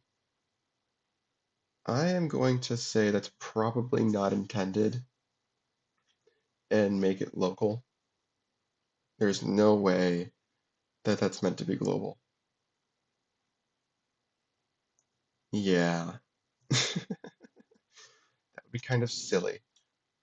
See, I think we start with Galileo, and that'll inform our telescope decisions. I don't think we're going to be breaking the base this turn, but like, well, minigun might have something to say about that, actually, because that could take a big chunk out of the breakpoint with the crypt. That could take up both these, reduce the breakpoint to 25. It still depends on what we hit with Galileo. So I think we can start with Galileo. Yeah, if we miss, that's lots of fuel for Shadows.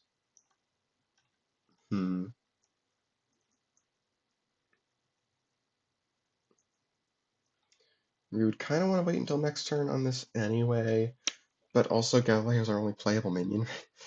Like, we can play the endoskeletons, we don't want to.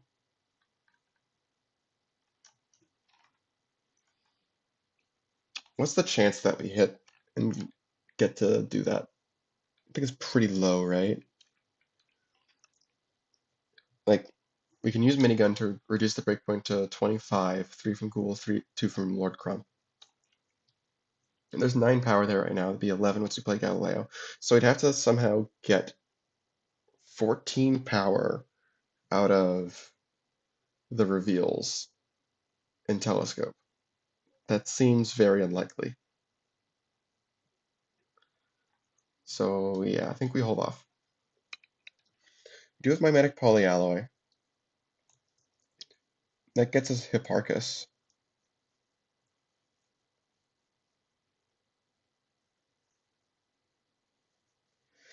It undoes putting Polaris in the stack, but that's probably okay.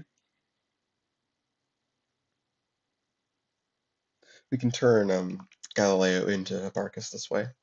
We can turn Galileo into anybody except another Galileo, but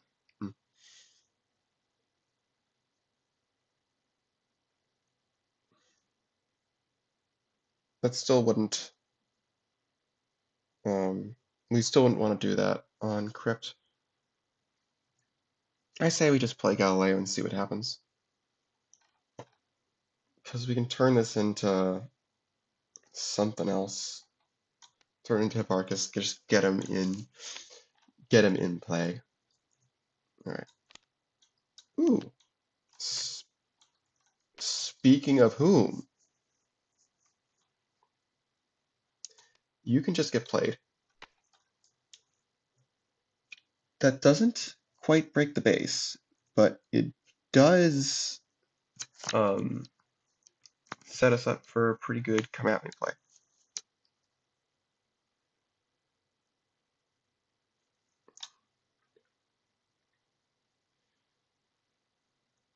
I'm going to keep both these on top, put one into stasis with Skynet, and then, yeah, Telescope will reveal the bottom card of our deck.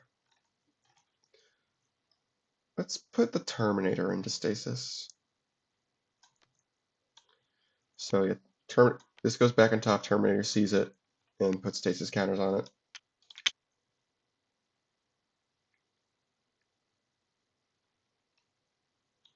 I think we want to pick our spots with Hipparchus. And now Telescope will reveal bottom card. It is a minion, or an action, excuse me.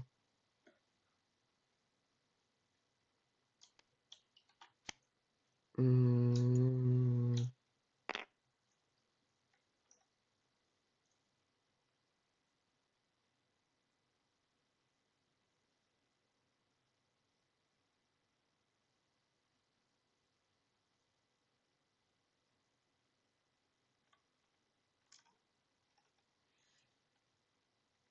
think we put that on top.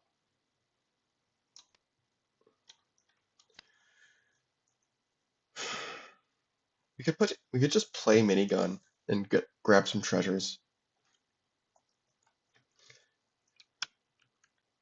Because that's pretty threatening as it stands.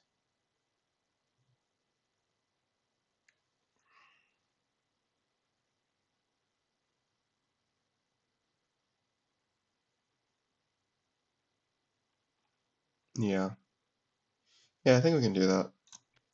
Play minigun, kill the Poultrygeist, and with Crypt, kill Night of the Living Dead. And they'll draw 3 treasures, because those can be some good wild cards.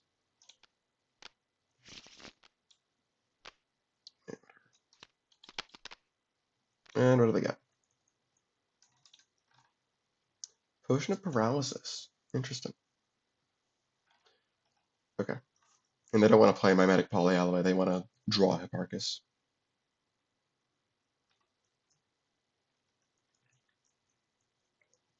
And yeah, this is not the worst thing ever anyway. Why is this down to... That doesn't seem right. It's a base of 20. Ghoul adds 3. And Crump's adding 2. There's no other reductions. That was weird. Anyway. Yeah, this is a pretty good come at me. It's going to be hard for Shadows to overcome this. At least I'm pretty sure. Let's see, Umbra can move over for, what is that, 6? There is a Crumpa Bomb target. Swings by 5. That makes it 12 to 9. You can play a... Yeah, so it's possible. It's possible for them to overcome it, but I think if that happens, that's fine. Because our plans are in motion at this point. Like, and the treasures are nice too. Our plans are in motion. We've got Hipparchus making progress towards the other things. Yeah, I think we'll be okay. Leave it here.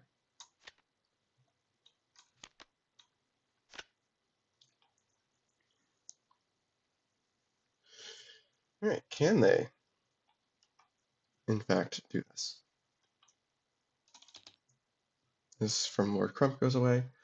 And so just theoretically, they can move Umbra over.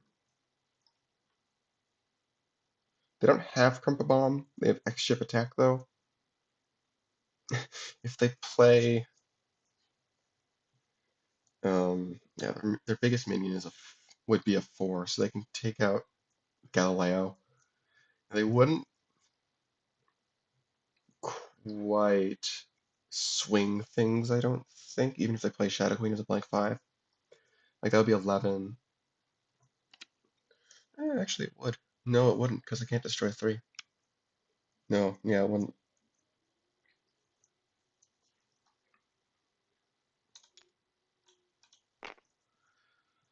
So maybe what they could do is force them to waste something with Shadow Trap and hope to break it and lose, because that would be definitely be better than getting soloed with Judgment Day, because that's about to happen. Unless we move over Umbra anyway.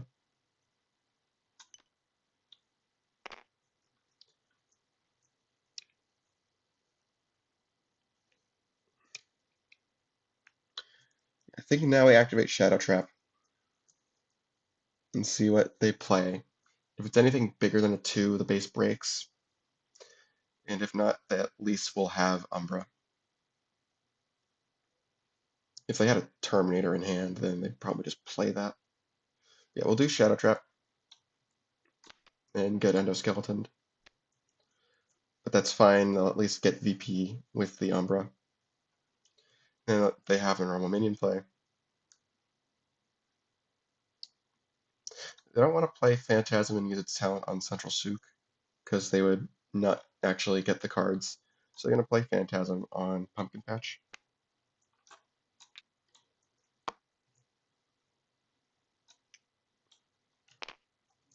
And then that's it. This power goes away. Oh, Phantasm's going to obviously gain energy. Okay. Judgment Day gets an energy. Draw these. Stasis counters come off.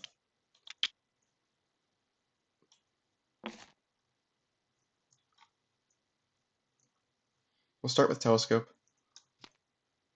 That is not an action, but we will stasis it with Skynet.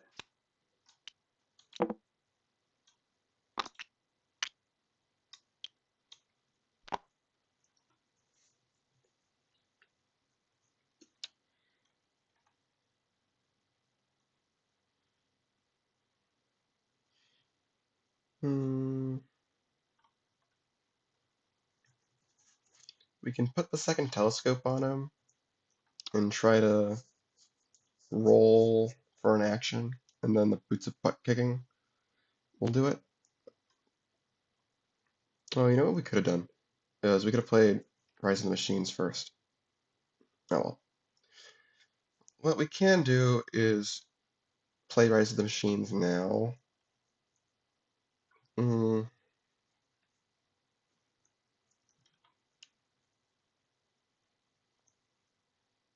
hmm. Yeah, worst case scenario, they can play Hipparchus, and that's actually fine because they've got Mimetic Polyalloy and they've got Terminatrix to get him back. So that worst case scenario, they can just do that. Yeah. Hmm. Yeah. So we'll play Rise of the Machines, reveal top 3. Ooh, that's good. They'll draw a card after this is done. Which will be Pillar itself, I suppose. Place 2 stasis counters on revealed minion, draw other revealed minions, and turn the rest in any order. We're gonna put stasis counters on the Terminatrix. Because we can draw Galileo and play him as a normal minion.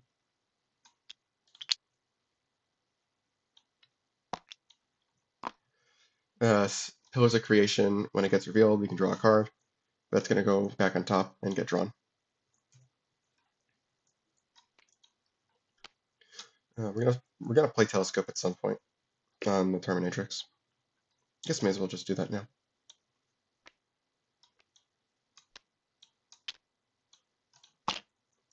Play Galileo.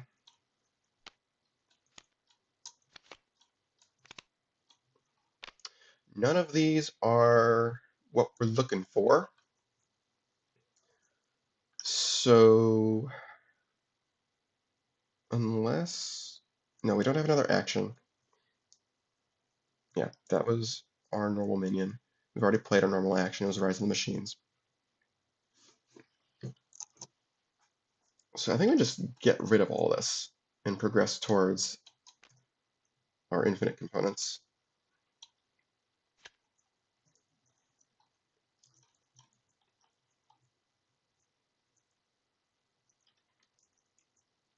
Yeah. We'll do telescope reveal, but do you want to do top or bottom? You can do top. Okay. Copernicus we want to keep on top. We don't want to clog up our stack. Okay. Now Crypt of the Necrodancer is going to break. Judgment Day is mandatory. It is funny that even if it was global, it would do the same thing. Yeah, all this gets destroyed. Oop, oop.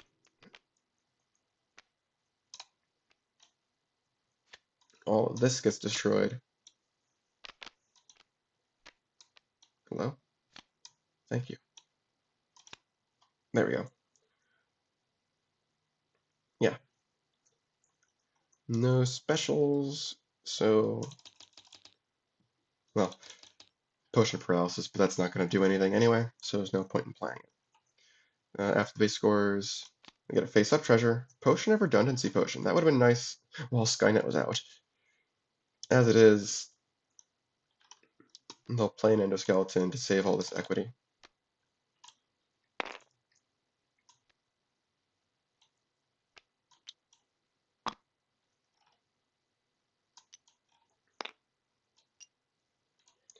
Just fixing up pumpkin patch power.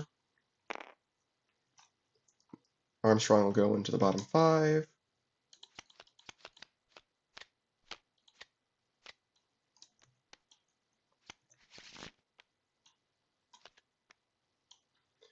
Skynet goes away.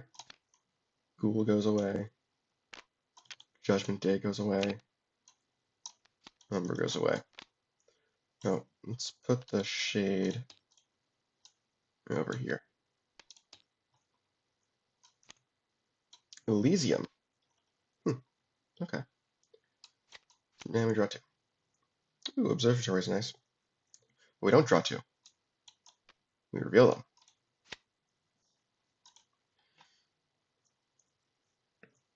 Okay.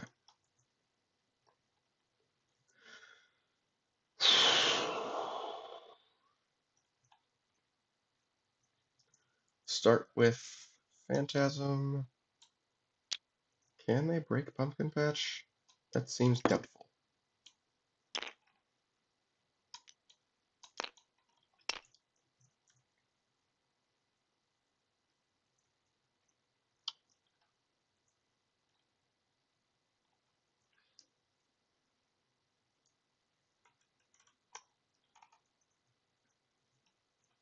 They can put Dim Lantern on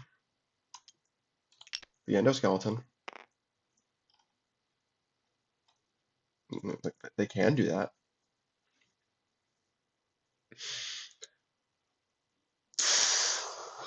I'm not sure it's very useful to do so.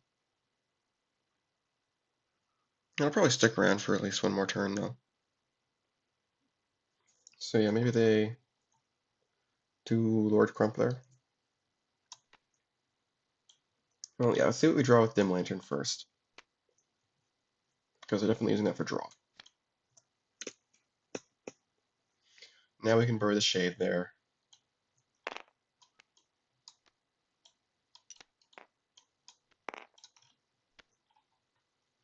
Now we can play Lord Crump.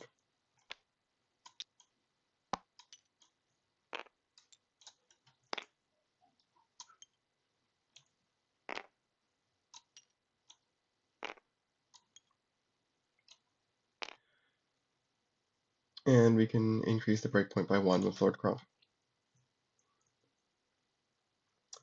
I don't think there's an action they particularly want to play. Oh, they played Dim Lantern, that's right.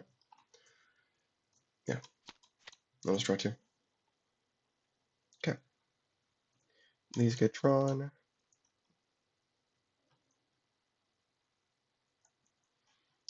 Stasis counters come off.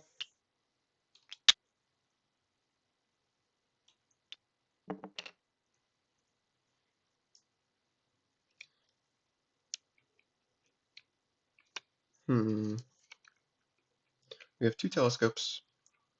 We can also play Observatory.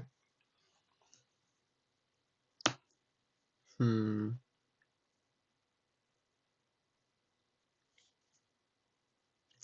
could technically afford to play Hipparchus on Pumpkin Patch because of Elysium being out.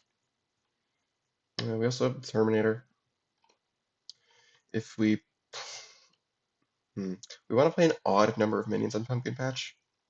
That does seem difficult unless we hit Armstrong with the Observatory or with the Telescope.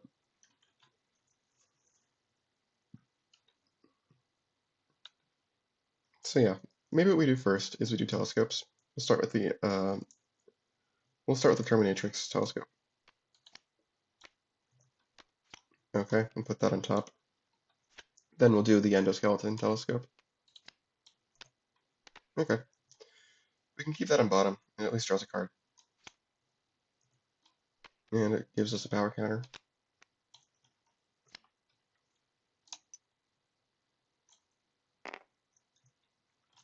The Terminator is going to come out of stasis.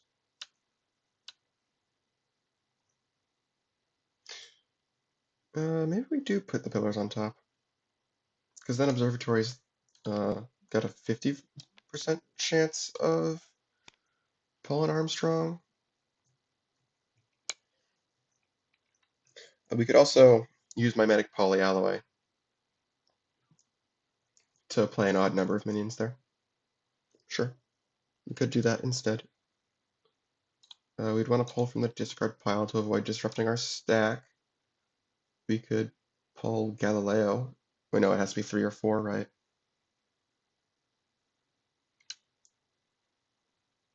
That's so strange. Are there any 3s or 4s in there? Yeah, they've got Umbra. But it's, oh no, it's gotta be your deck, right? Yeah, your deck. It's only the Terminatrix that can pull from any discard pile. So that's actually not an option. So yeah, I guess we just do Observatory. That's fine. Oh, yeah, putting pillars on top is also good for Souk.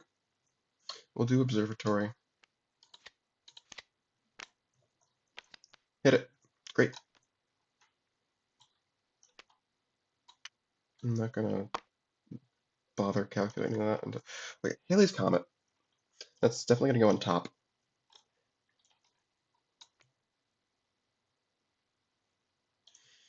And do we want to move anybody?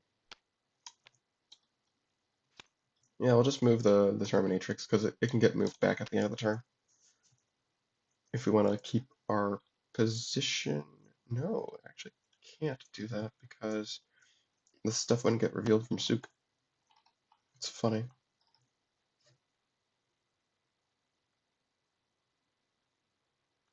What we can do then is we attempt to put Armstrong on top and it fails because Armstrong is going to play. And then we can do Hipparchus to re-reveal Halley's Comet. Ooh, that actually gets us a solo if we want instead. That might be better. Could we get away with moving away Lord Crump with Halley's Comet instead? And that would want us to put it back on top. Just doing some math. You still got the -1. If these become +1s in the end,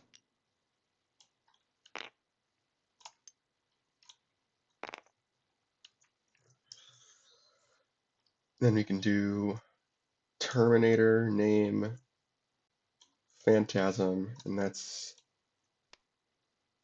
19.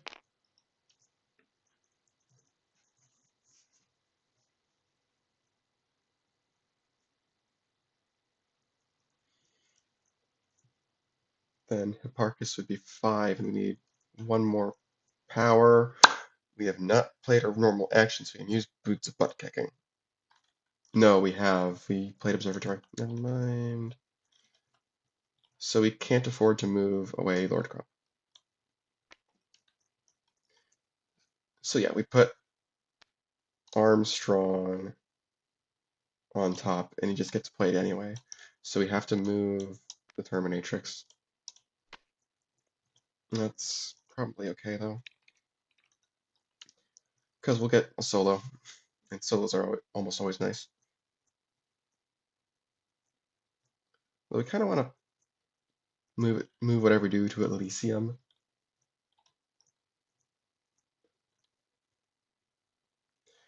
Maybe we can turn the Terminatrix into something smaller.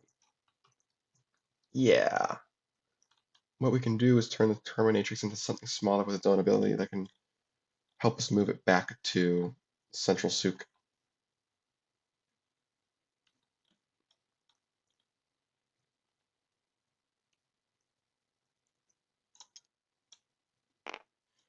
Yeah. That's a normal minion. So we've played 3 minions there this turn, so Pumpkin Patch switches polarity to be +1s, which is what we wanted. And then we can do Terminatrix. Do Galileo, I guess. At least make it something smaller.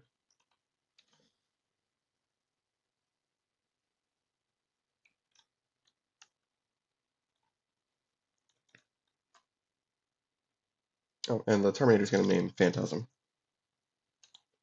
Before I forget.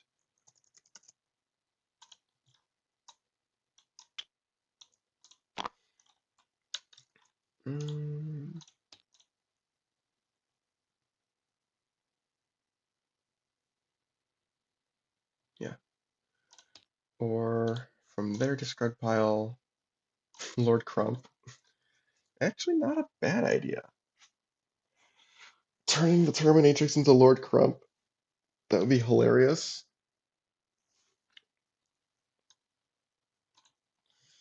Yeah, sure, we'll do it. Helps keep that base from breaking.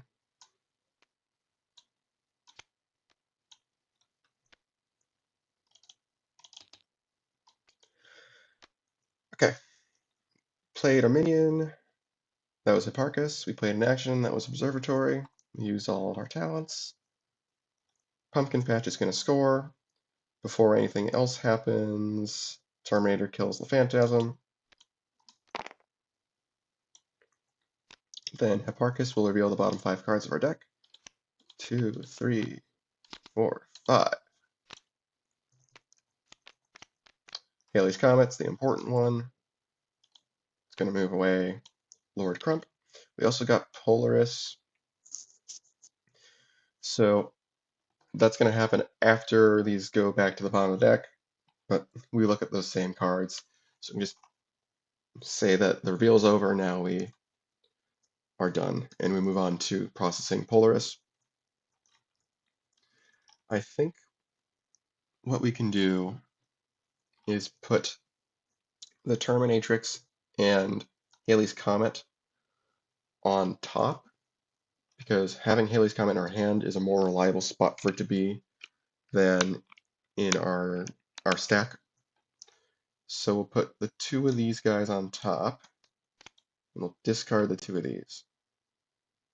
Yeah, and we'll leave Polaris on the bottom.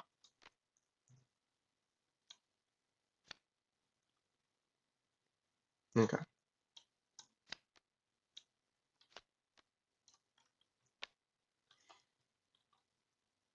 The shade didn't even get a chance to uncover. That's hilarious. Okay. So that's for VP solo. Elysium will bring over... Is it better to bring over... Well, no, we discard all the attachments, so it's definitely better to bring over Hipparchus. This goes away.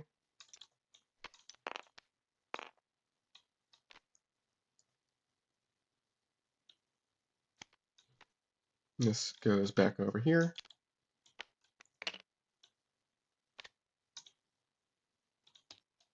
And, ooh, I like that base. And we draw 2. And we know what those are. And we do actually draw them, because we don't have anything on Central Souk. Okay. These guys are in a pickle, to say the least.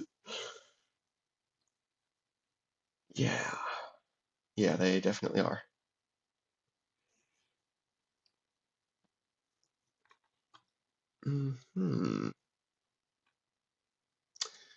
Yeah. Their hand is awful.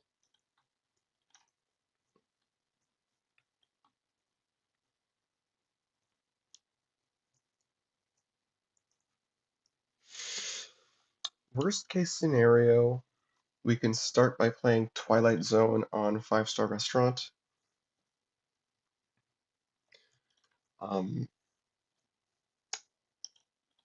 Because this is pretty safe breakpoint drop as far as breakpoint dropping cards go. And it's a rare card, so we can draw with 5-Star Restaurant. I think we kind of need to do that, so we hope we can draw a better minion than Shadow Queen to play. Okay, we did. And based on the fact that we've seen Halley's Comet, we kind of want to have multiple minions on Elysium, but it's only losing out in 1 VP, so maybe we just don't help them break the base.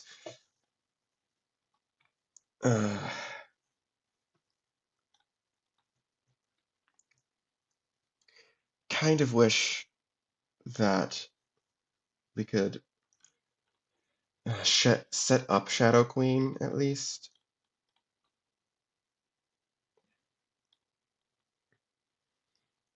Maybe that starts with Shadow Siren on Central Souk.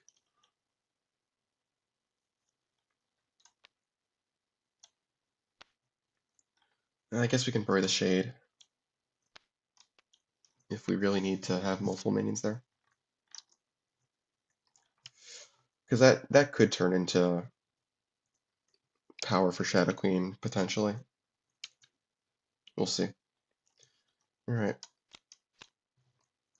Oh, Grotus X helps a lot in that regard. Yeah. Okay, we'll see. We'll see what happens. Stasis counters come off of these. Breakpoint is still 22 because of that Lord Crump.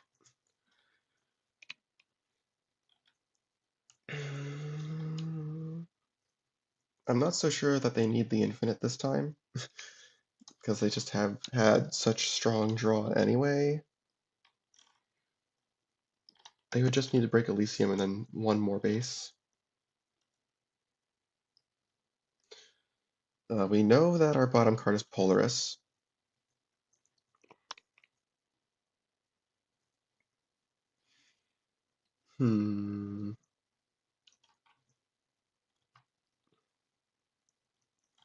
We can start with looking at stuff with Polaris and go from there, see what's on the bottom of our deck. I like that idea. Polaris. Power counter. 1, 2, 3, 4. Yeah, nice. Well, I think we can get rid of this. Put these on top of our deck. Could even put Andromeda on top of our deck since we got a Galileo coming out of stasis, so we can just put it back.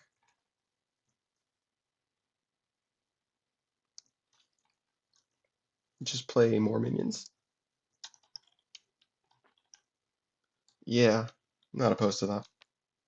And again, we leave Polaris on the bottom.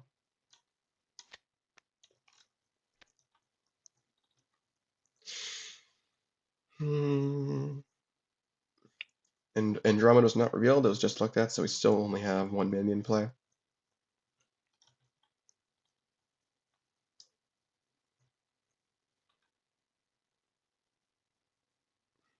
Is there a way to draw a card? I'm not sure that there is. We can obviously do this.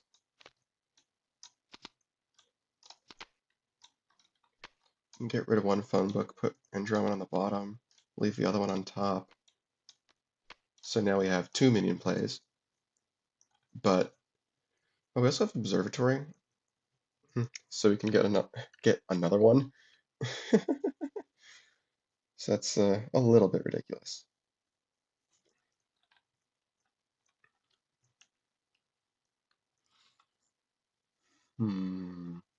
If we do Observatory, we know we're getting Andromeda and Polaris.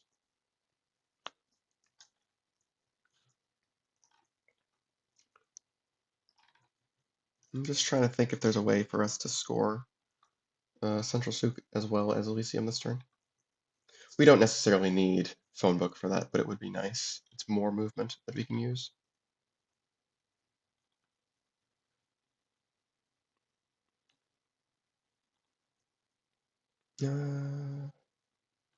Yeah, it'll be difficult. It'll definitely be difficult. But okay, we'll start with this.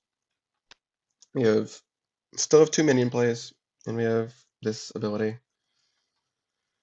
So now we'll do Observatory, so we can go to 3 minion plays. And we have to put one on top, which with Galileo, we have a Galileo in our discard, so we can put Andromeda on top. Then we do Polaris, look at bottom 5.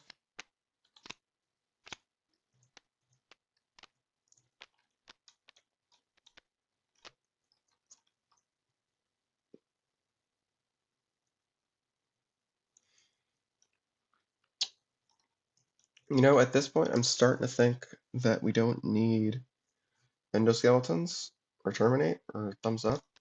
We might not even need Polaris. We can put Hubble on top, though. Yeah, this is what Polaris does. Yeah, we'll leave it on bottom, it's fine. So now we have 3 minion plays. We want to hoard actions in our hand as best we can to power up Hipparchus.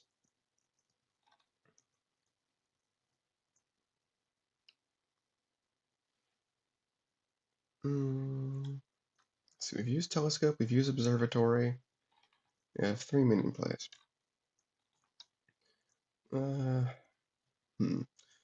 let's do Terminatrix, replace it with Galileo. See what that third card is, I guess. Oh, that should... Oh, that's our deck. What? Oh no, that is our discard pile. Why is Armstrong in our discard pile? Yeah, we can put him back with Copernicus, that's fine. Probably should have recognized that he was going to the discard pile and put him back, but that's okay. Galileo. You go to the bottom, reveal top 3. So now we still have... Oh, that's right, his phone book.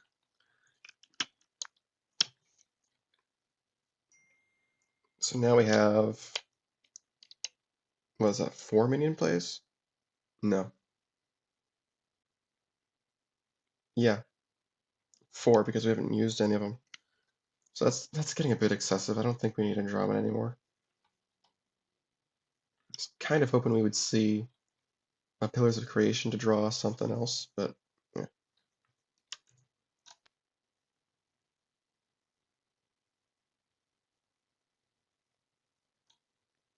And return these to the top.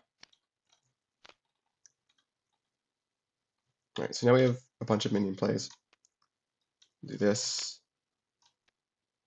this, and this, just for free. That's what we have, our minion plays.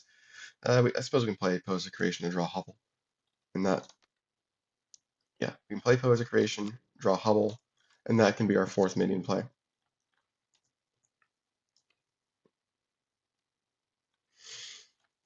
That doesn't break this, right? Because Hubble would be 8, Hipparchus would be 4 plus 5 is 9. Yeah, it's only 17. Yeah, no. Oh, this should be going to the bottom 5. 1, 2, 3, 4, 5.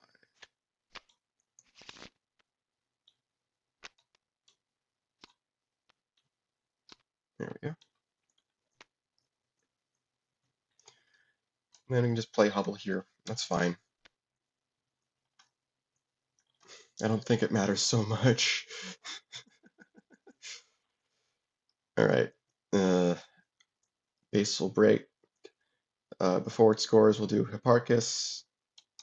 Reveal, what is that? 6 actions, including Halley's Comet. Hipparchus go this way. He's got 6 power, but yeah, again, it doesn't quite matter. Was there anything Terminatrix could have done? I don't think so, right? Yeah, no. Unless there's like a Grotus in the discard, but no. Yeah. Okay. Yeah, this power is not going to matter, so I'm not going to track it. Alright. Nothing they can do. So that's 2 and 1. And then we got Copernicus. Sure, we'll put Armstrong and actually we can put them in the top because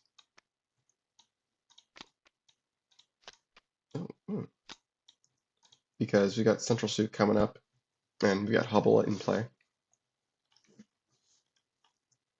So 1, 2, 3, 4, 5. Then the other Copernicus I don't think needs to do anything. This all goes away. We don't have any endoskeletons.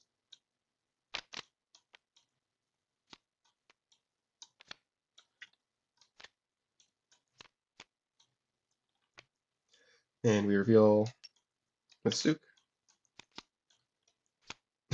That's funny. With the 6 power here and Jupiter's +3, they would get to 21 power in phase 5. That's really funny. Anyway. Alright.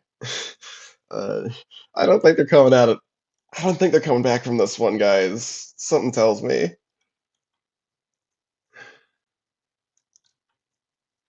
Yeah, they can probably break Central Souk. At least.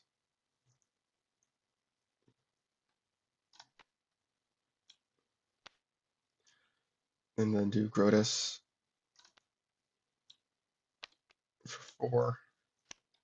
Yeah, that breaks it.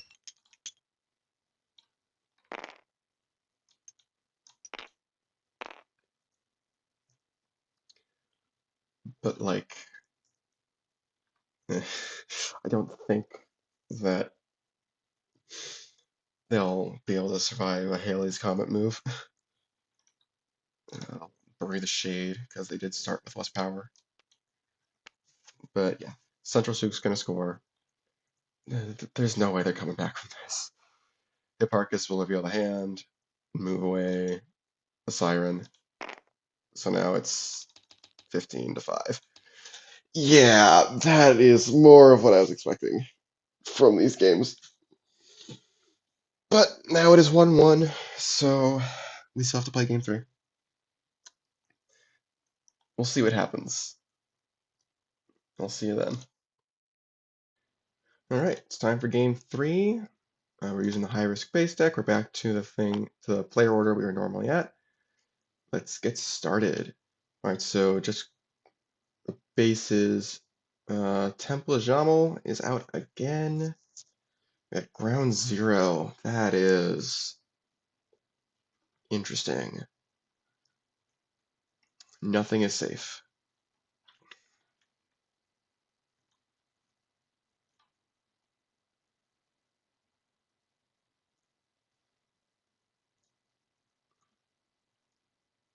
I think we start with Lord Crump on ground 0.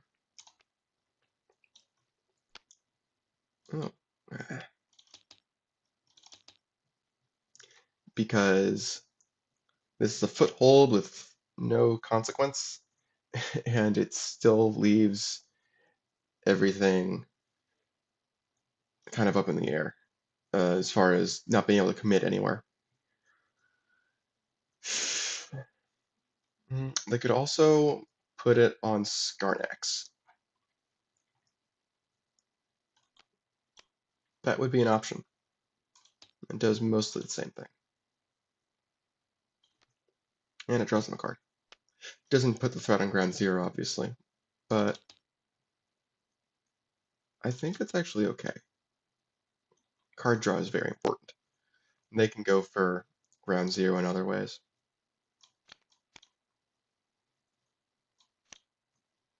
That's pretty good.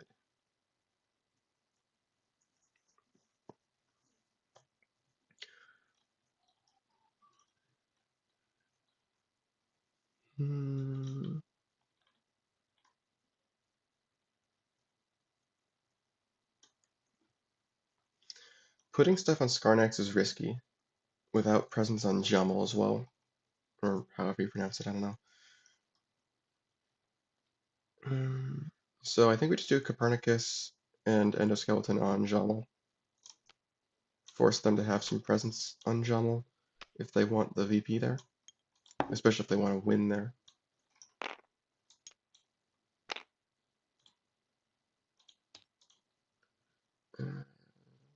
Endoskeleton, that's what I'm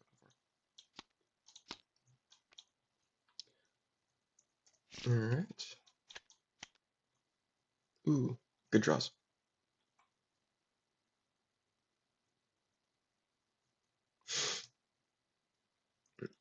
Okay, we'll definitely bury a Shade.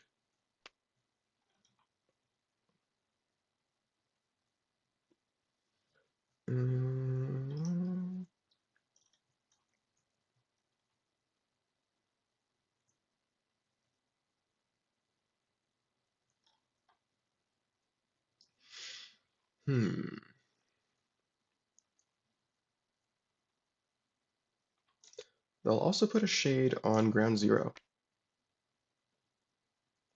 And there's nothing to crump a bomb. Not that I would want to crump a bomb yet anyway, so they'll just punt on the action. Draw from Skarnax.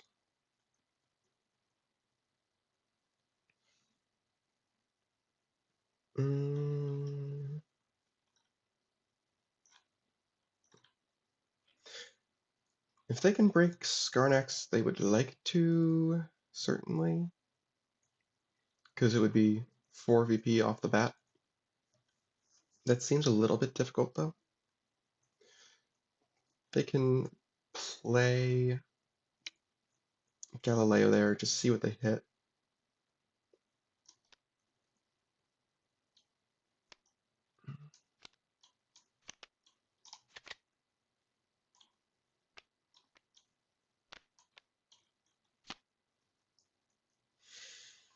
Hmm.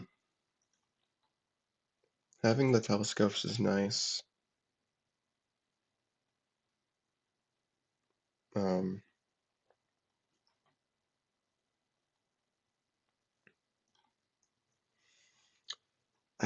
it's tough because they want to get to the better cards, so the temptation to discard the Terminators is strong.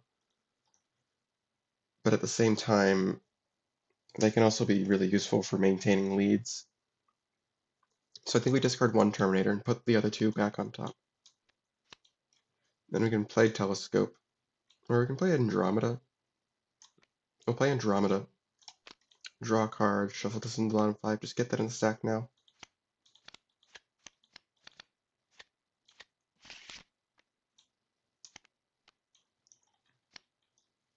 Yeah. Alright. Draw 2.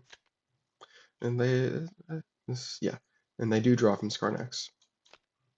Okay, so they've got some discard fodder in case Skarnax gets scored. And they've got the lead on Temple, so that's good. These guys could theoretically break ground 0. They don't necessarily want to do Skarnax, destroy Skarnax or the Temple, though. I don't even know what would happen if you destroyed the Colossus, but not Temple. I think if you destroyed the Temple, the Colossus would also go away.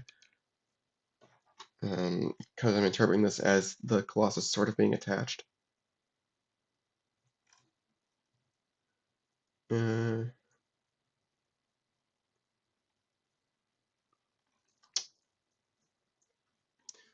We could play like Umbra there. Oh, we can also uncover this. Hmm.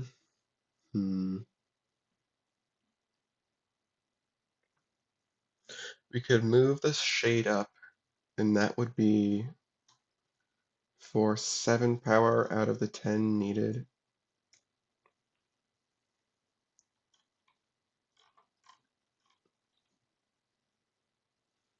They could also just go for ground 0, take out like Threshold. Because Threshold is an annoying base, especially for a deck with so much temporary power, as opposed to permanent power. Spending something to get rid of that is not the worst thing ever. And they have presence on Temple, so they'll at least get the 1 VP from that. Wouldn't be the worst thing ever.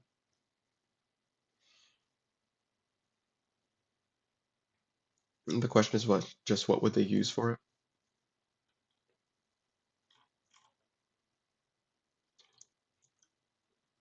Hmm.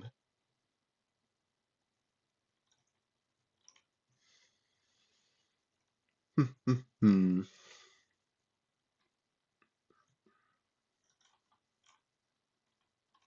They could use Shadow Trap to force another minion out. Force a minion on the ground 0. Ooh, that would be good actually. Get some waste in there. Activate the shade first. Well, they definitely have the most power there. Then they can use Shadow Trap and play something small there, like the 3 shadows. Sure. Yeah, literally any minion would do it. So, yeah, they'll do Shadow Trap, force them to play a minion.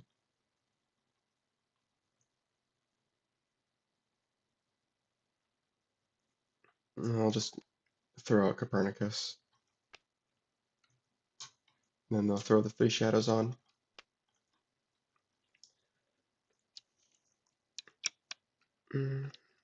Yeah.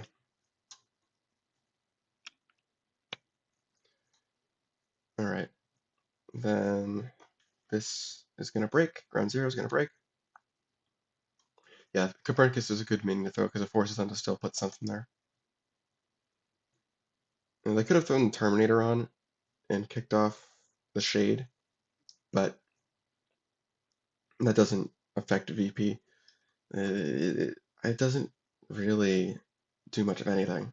Like, even if there's a tie here, it just says the winner, so they both get to do it, which, like, that's not really helpful for them. So yeah, they're just gonna throw a throwaway minion out. Alright, so ground zero breaks, no specials are relevant. Get rid of threshold. Center of the galaxy. Interesting. Okay. Does Copernicus want to do anything? Nah. He'll just go away. Oh, no.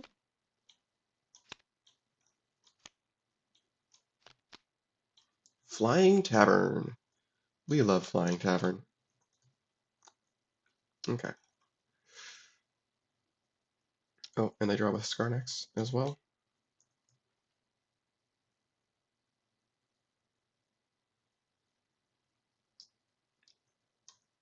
Can they break Skarnex? Because that would be 4 VP. And Flying Tavern wouldn't have an opportunity to do some shenanigans.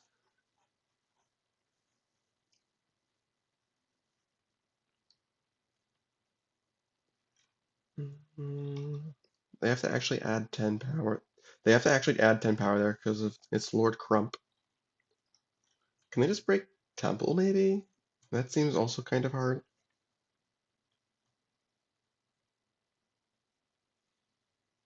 Hmm.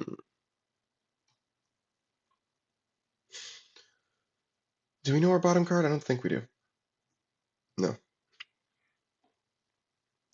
We could play Galileo.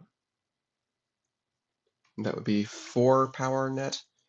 We'd need 6 more. Uh, hmm. We could play the web. Play the web on Skarnex, get 1 more power than them so that we're not both drawing cards. They have to add a little bit more. Yeah, that's not the worst idea. We play Galileo and Flying Tavern to force them to also do Flying Tavern stuff. Sure. Galileo. Phone book, phone book. Nice. I think we can afford to get rid of this, and then we can just keep... Oh, we should have played the web first. Yeah, that was part of the plan. Was playing the web first. Then we just put the other 2 back. The web will place a power counter, and then move to Flying Tavern.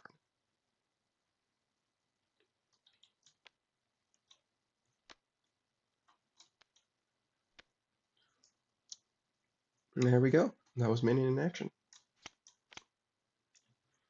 Normal draws, draw from Skarnex. Okay. We've got 2 of the components we need already.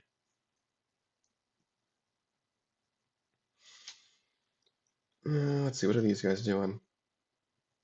They could potentially just break Skarnex, although that would give up Temple. So they don't necessarily want to do that. And of course, Flying Tavern is a threat as well.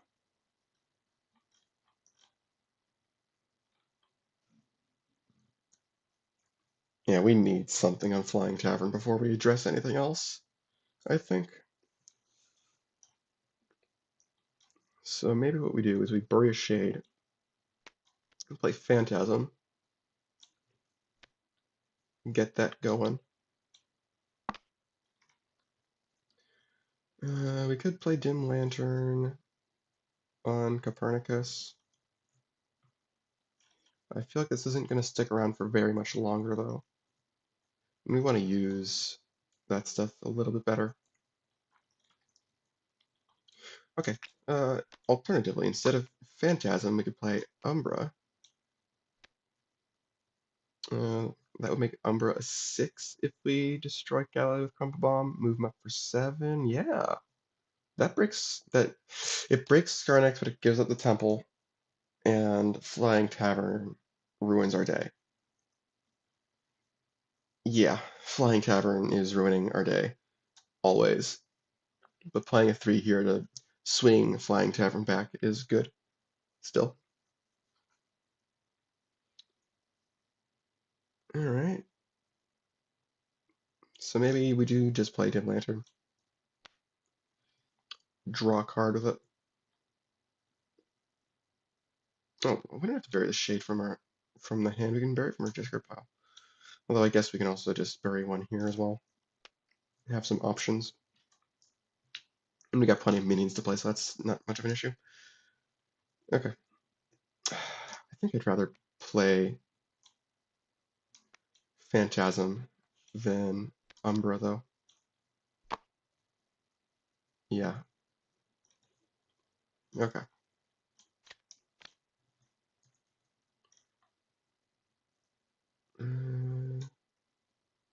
Did we draw with Dim Lantern? We had all of... No, we did not. Okay. Okay. Now this stuff. I think they're going to try and go for Skarnex this turn, and they should be able to get to the most power on Flying Tavern with the web, so those shenanigans are irrelevant. How can they do this best?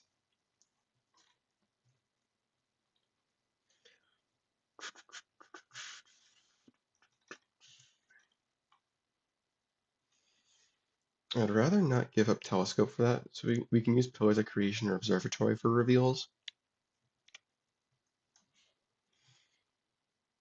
Ooh, Lights Out could potentially give them the edge on Flying Tavern for some shenanigans there. So they would be able to win Temple. Although I don't know if that's worth Lights Out. Yeah, it might be. Anyway, this. They need to add 7 power there.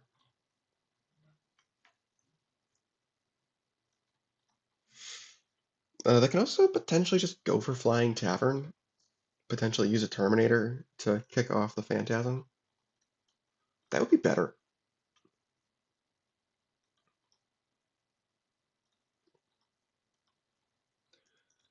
It'd be better in terms of defusing Flying Tavern at least, but Skarnak seems more in reach.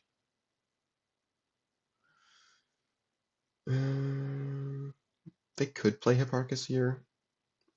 They'll draw Terminatrixes eventually to get him back. So that would be 4. This would be 5.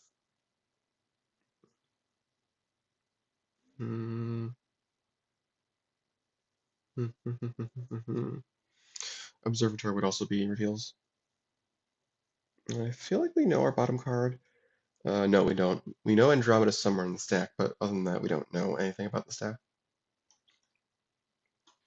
So yeah, maybe we just start with Observatory. Reveal the bottom 2. Ooh, okay. We have to put one of them on top anyway, so we'll put the Terminator on top, and then Pillars of Creation can draw it.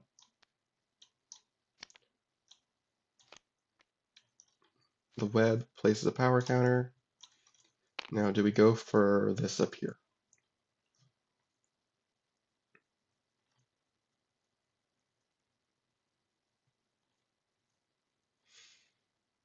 We don't want to lose any of these, really.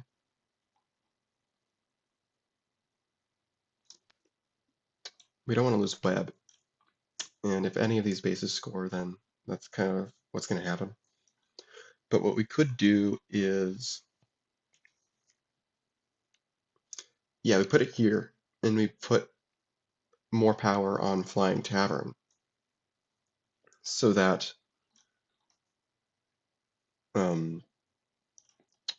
these two can swap. We can put Terminator here.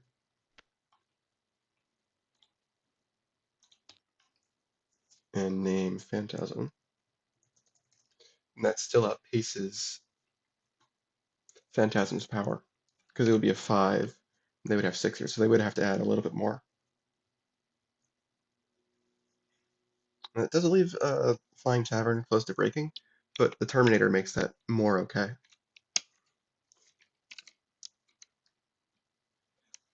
I think I'm okay with this. I'm surprised that these guys have lasted for so long.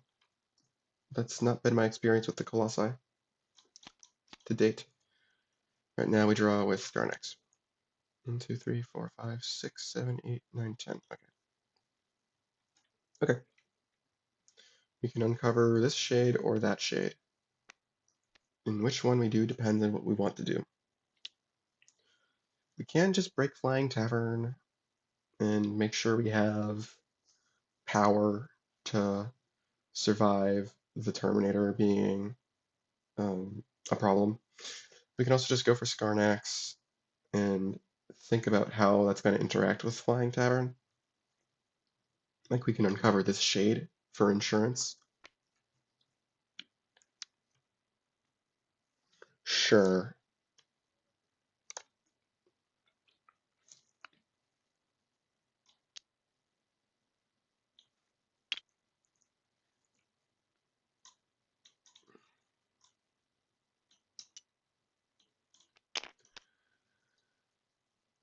Let's see, what else? Can they add 5 power up there? They probably can.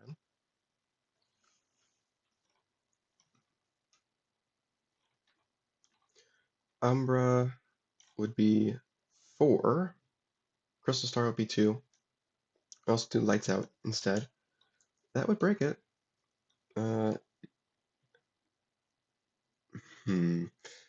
We can't swap Flying Tavern, though. Not that I would necessarily want to. Well, we've got Dim Lantern as well to consider.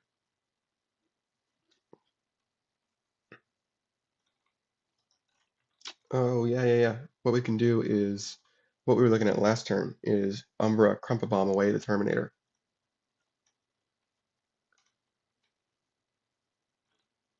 And then when Temple of Jamal scores, we swap the two of these to win it. Sure. Umbra, Crumpa-Bomb, goodbye. Hello. Umbra will move up.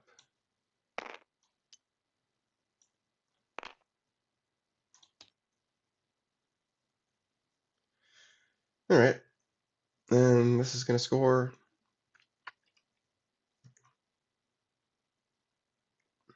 Yeah. No specials, I don't think. Yeah, for what it's worth, we can also give the shade power. Not that it really matters, but yeah. Skarnex. I don't think there's anything these guys can do. Doesn't look like it. They have to discard 2 cards from Skarnex.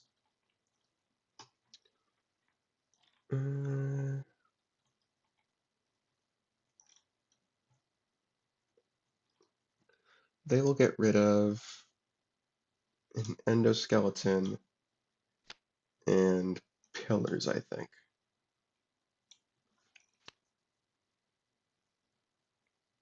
Okay. This all goes away. They're not going to Flying Tavern this, because I want to Flying Tavern this one.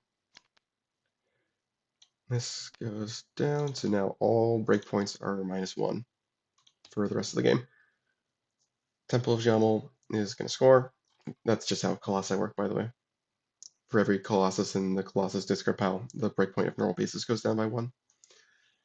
This is going to score with this ability.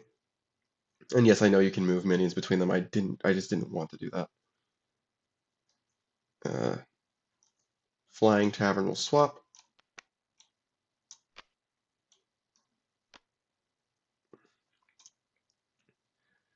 Now this happens. 1, 2, 3, 1. No endoskeletons will want to be played, so we're good. That gambit worked out for them. Outskirts. What do we get? Huh.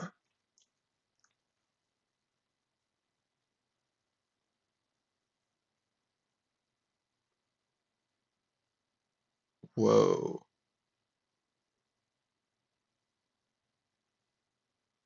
Huh. I'm not sure much I'd use that. We'll see. Anyway, draw. Oh, did they? They also forgot to draw from Dim Lantern again. They should have another card. 1, 2, 3, 4, 5, 6, 7, 8, 9, 10. Okay. They've got a good hand. Astro Terminators are gonna have to hustle if they want to if they want to win this game. All right. Although speaking of which, I think it's time for Hipparchus to come out. We don't have Halley's Comet is the only thing that we're missing. So maybe we put him on Center of the Galaxy. What's in our discard pile?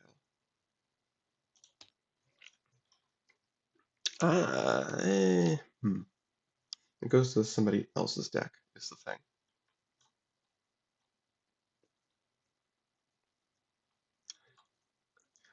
Nah, they could use Flying Tavern as a bridge base. We'll start with Observatory, maybe.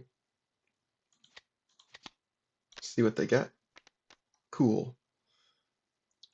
We'll put Mimetic Polyalloy on top, leave pillars on the bottom, and then draw Mimetic Polyalloy. Then we have to shuffle bottom 5, 3, 4, 5.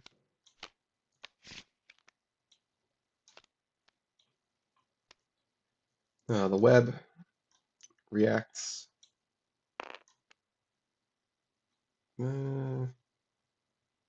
Let's put this here. We don't want to do Hipparchus. We don't want to play the phone book yet. If at all possible, we want to wait on that until we get another player's minion there. Because we can't guarantee having a target to move to otherwise. Because you gotta name a specific minion with this.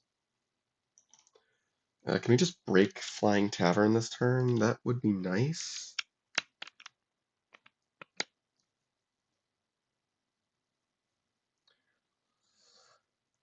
It's probably not going to happen.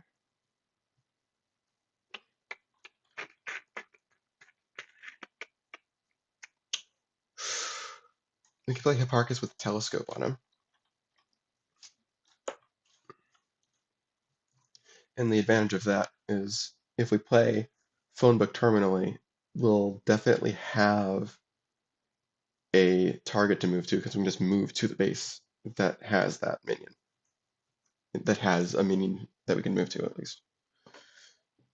So yeah, I think what we can do is do that. Hipparchus. What do we give away? We could do exposed endoskeleton. That would be funny. I think we do that. With Center of the Galaxy's ability.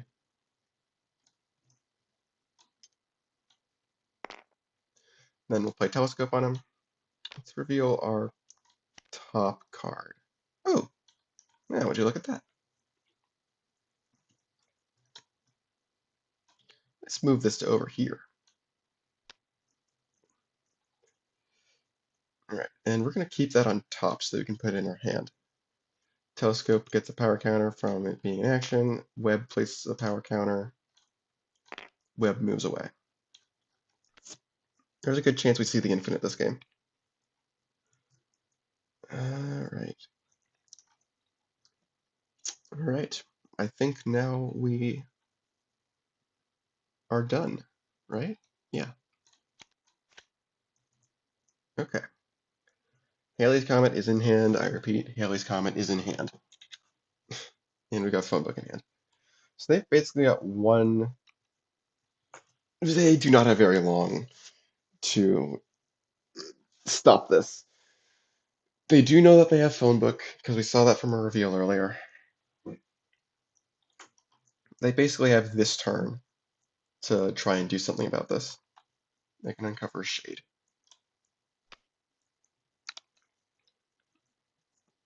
They might not want to uncover a shade. They might want to leave 0 minions in play.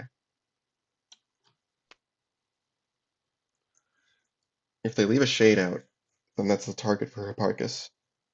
Okay, let's see if they can break center of the galaxy first. Grotus would probably be the minion to play for that. He would be a 6 by himself for 13. The base would make it 15. Grotus X makes 19. Not enough.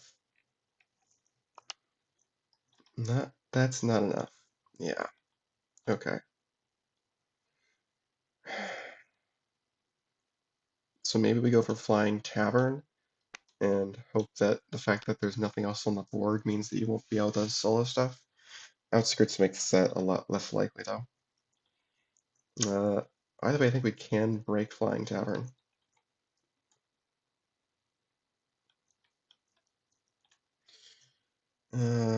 Let's see here. Yeah, because what we do is play Grotus, use Dim Lantern.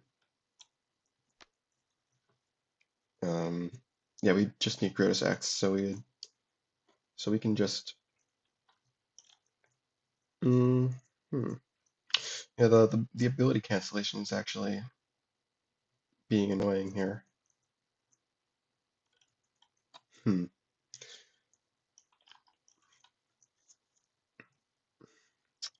Because theoretically, oh yeah, that's what we can do then. We can use Umbra instead.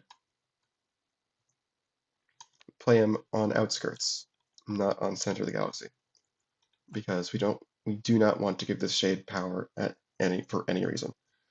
Yeah, we can use Umbra, move over with the talent, game 1, play Grotus, use Grotus,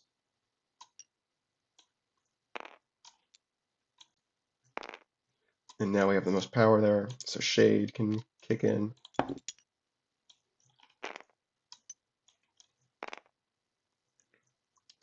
And then no, they don't have anything else, but they can use Dim Lantern before they do all this, so. Do they want a card or an action? I think they want a card. Yeah. That's right, it is just that, isn't it? That's fine, though. Okay. Flying Tavern is going to break. Nothing these guys can do about it. Flying Tavern is the base that's scoring, so that obviously doesn't help. Oh, we can bury Shade somewhere if we really want to. I guess what we can do is put the Shade on center of the galaxy. And if we act quickly enough, then we might not get infinited. That was, yeah, we might not trigger the infinite if we can break this fast enough. Okay, so 3, 2, this goes away, this goes away. Copernicus, does he want to shuffle stuff? Nah, nah. This goes away. Losing the web is unfortunate, though.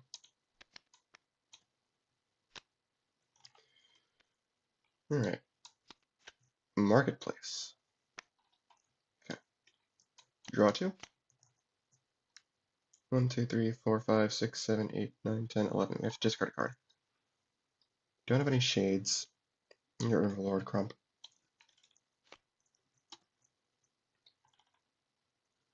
Let's see. Nothing happens at the start of the turn.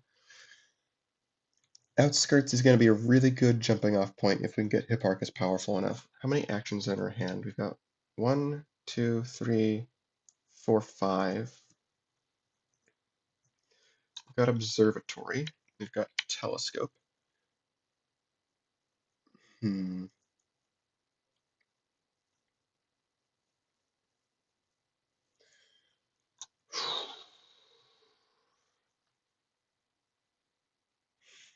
Trying to think.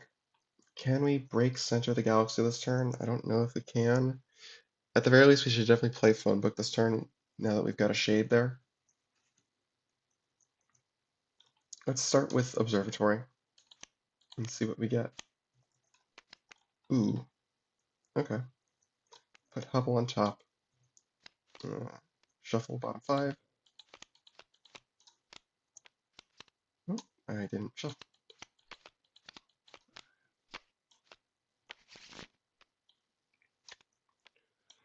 Okay. Now I think we do telescope. Ooh, Andromeda. Got it. Okay, so now we have 2 minion plays.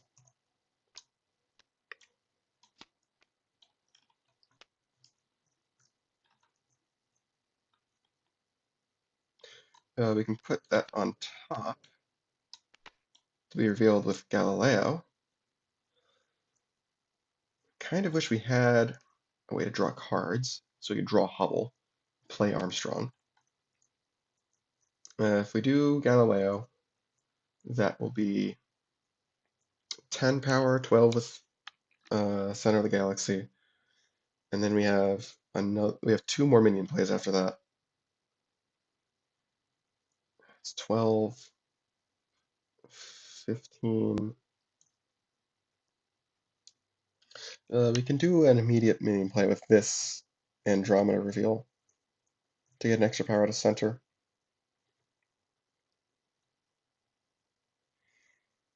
I don't think they quite win this turn. Just close, though.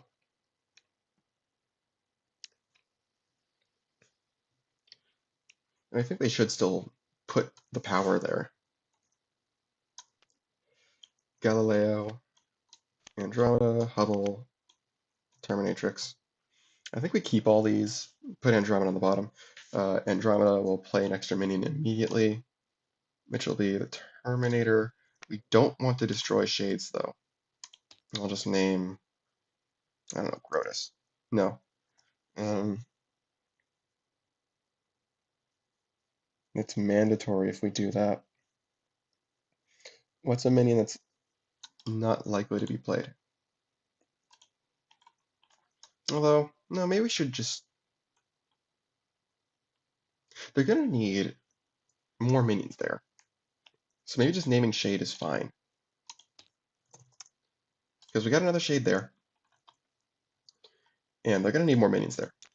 That's, like, pretty obvious, I think. Yeah. Okay. So Andromeda goes to the bottom. Other 2 go to the top.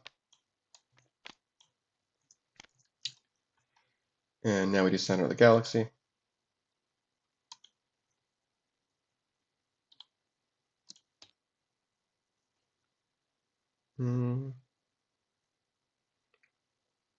Give away the web, maybe. That seems like a fairly pedestrian card for the Shadows.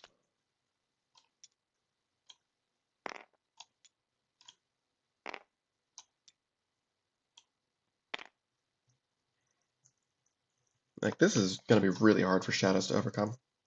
Then, yeah, we have to play Phone Book. Actually, no, it's not smart to name Shade, because if they break the base if they break the base just to disarm this, then that's not smart. Yeah.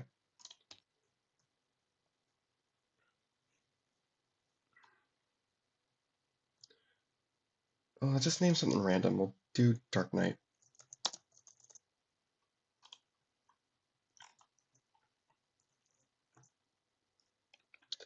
Yeah.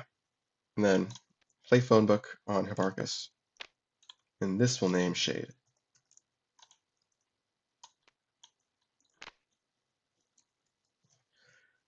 Okay. How big is Hipparchus? Hipparchus is a 9 right now. Okay. Good to know.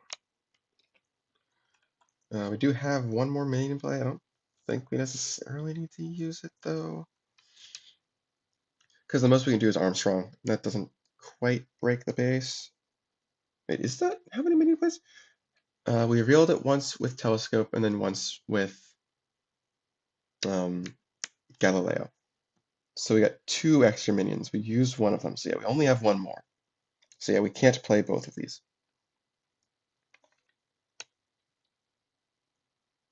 And Polyalloy can't turn somebody into another Galileo, even though we do have one in our discard pile. Yeah, we're 1 power short of being able to break Center of the Galaxy this turn. But that's fine. Like, this is a lot of power. 1, 2, 3, 4. Hipparchus will gain 4 for each base. That's 9 plus 4 is 13. Okay. Yeah, I think they'll be able to win this.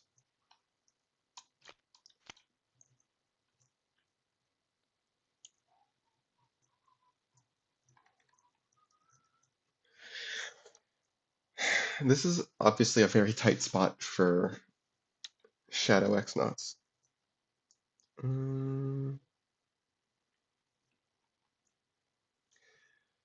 They can uncover Shade, obviously, but I think they kind of need to... I don't know what they need to do. They need to somehow prevent this from going off. I don't know how they're going to do that. The best way to do it would probably be to solo Outskirts this turn.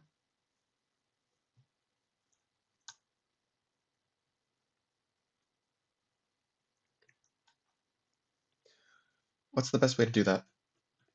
Twilight Zone is not helpful because it can't be used for a solo.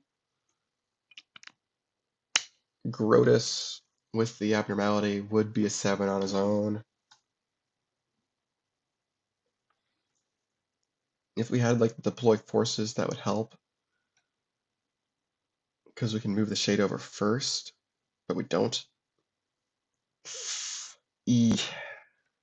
That's unfortunate. They might just lose here because they can't get the Shade away. If they could get the Shade away, it would be a lot better. Me and Hipparchus could still follow it, but if they could get the Shade away and then get it out of play, then that would help. But they don't, so.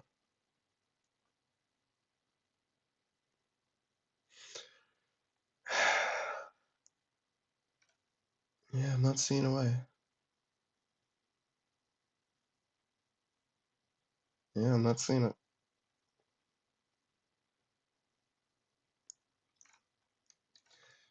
I guess they just need to stall. And the best way for them to stall is Lord Crump and Crystal Star. Lord Crump, they have to give away a card. They'll give away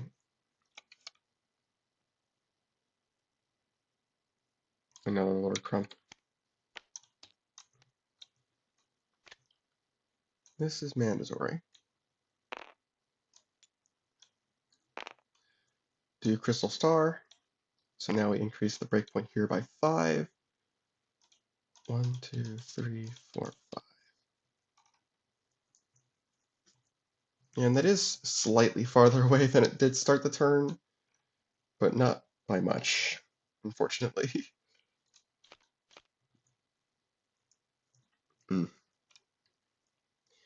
Yeah. I think this is the end of the line for Shadow X-Nauts. Well, we'll still have the losers bracket, but then the end of the line in this match. Because we can do, well, we'll start with Observatory, I guess. Actually, no, we'll start with Telescope. Yeah, because it's Andromeda. Keep that on the bottom. Now we have 2 minion plays. Then we'll do Observatory, reveal Andromeda, and Endoskeleton. Endoskeleton goes on top. We shuffle our bottom 5. Okay. So now we have 3 minion plays.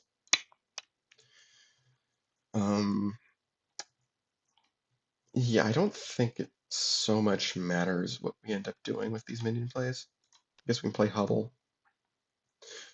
On here, we've got how many actions? 1, 2, 3, 4. Right. Let's see. We've got what's on top? An endoskeleton. That's right. Maybe we should have put Andromeda on top. It's too late for that now. Yeah. Sure. So that was 2. So we got 2 minion plays left still. Hipparchus is 4, 5, 6, 7, 8, 9, 10. So yeah, he's gonna have enough power to break outskirts by himself with the revealed actions. Then we can start putting stuff on Marketplace. So we can start putting stuff on Marketplace. We'll do Hubble to play Armstrong and draw a card.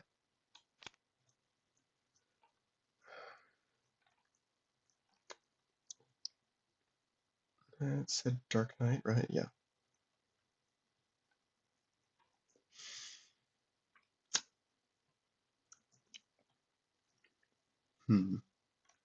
Does it matter what we do with the rest of this? I guess we can play Terminatrix.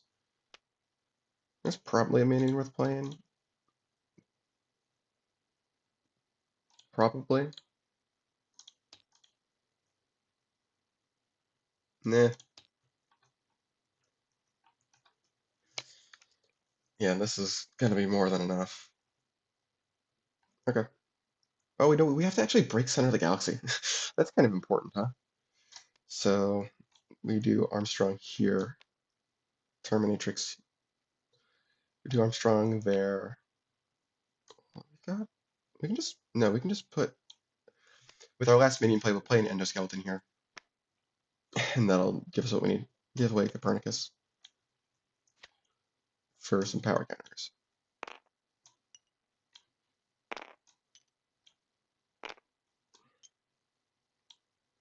There we go. Okay. Now, Center of the Galaxy can break. Hipparchus will reveal their hand. 1, 2, 3, 4 actions. So he gets 4 power. And we're going to be doing the thing.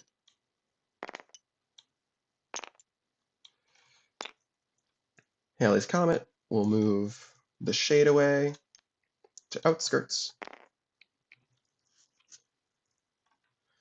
They don't have any specials, I don't think. Yeah, no. So 2 VP, 4 VP, and Phone Book will move Hipparchus away. No, not the endoskeleton. Hipparchus. As you can see, that's more than enough power. We have an endoskeleton that we can play to save the power counters from one of these guys.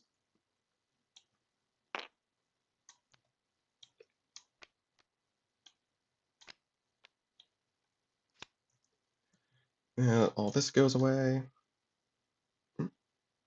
TTS, please. Thank you.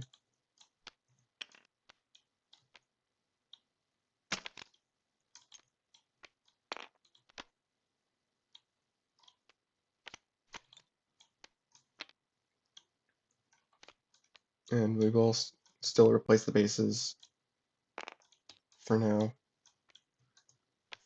Outskirts scores, same thing happens. Hipparchus gains another 4 power.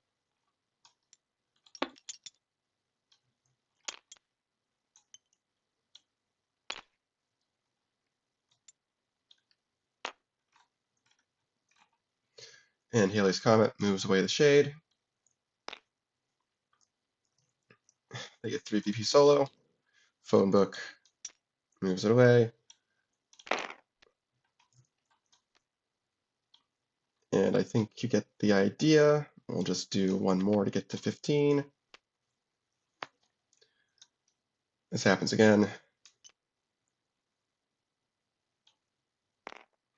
Yeah, and that's 15. And hopefully you can see that this is infinite. Like, we'll even go through the bases just to confirm. This doesn't stop it. This doesn't stop it. Doesn't stop it. No. Nope. Well, I guess you could get infinite madness from this technically, but that would be much, much slower. Nope. Yeah, no. Nope. Nope. Oh, this does get fun. Although, I suppose that open excavation doesn't make this infinite because eventually every base gets stored under it. But, that happens way too late. Yeah, this is the only base that actually stops it, and they can just avoid it. Yeah, that is a score of 9 to infinity, which means Astro Terminators will be moving on, and X-Nauts Shadows will be going to the losers bracket. This was a good match. This is basically what I expected to happen, but X-Nauts Shadows put up much better of a fight than I was expecting them to, which is good.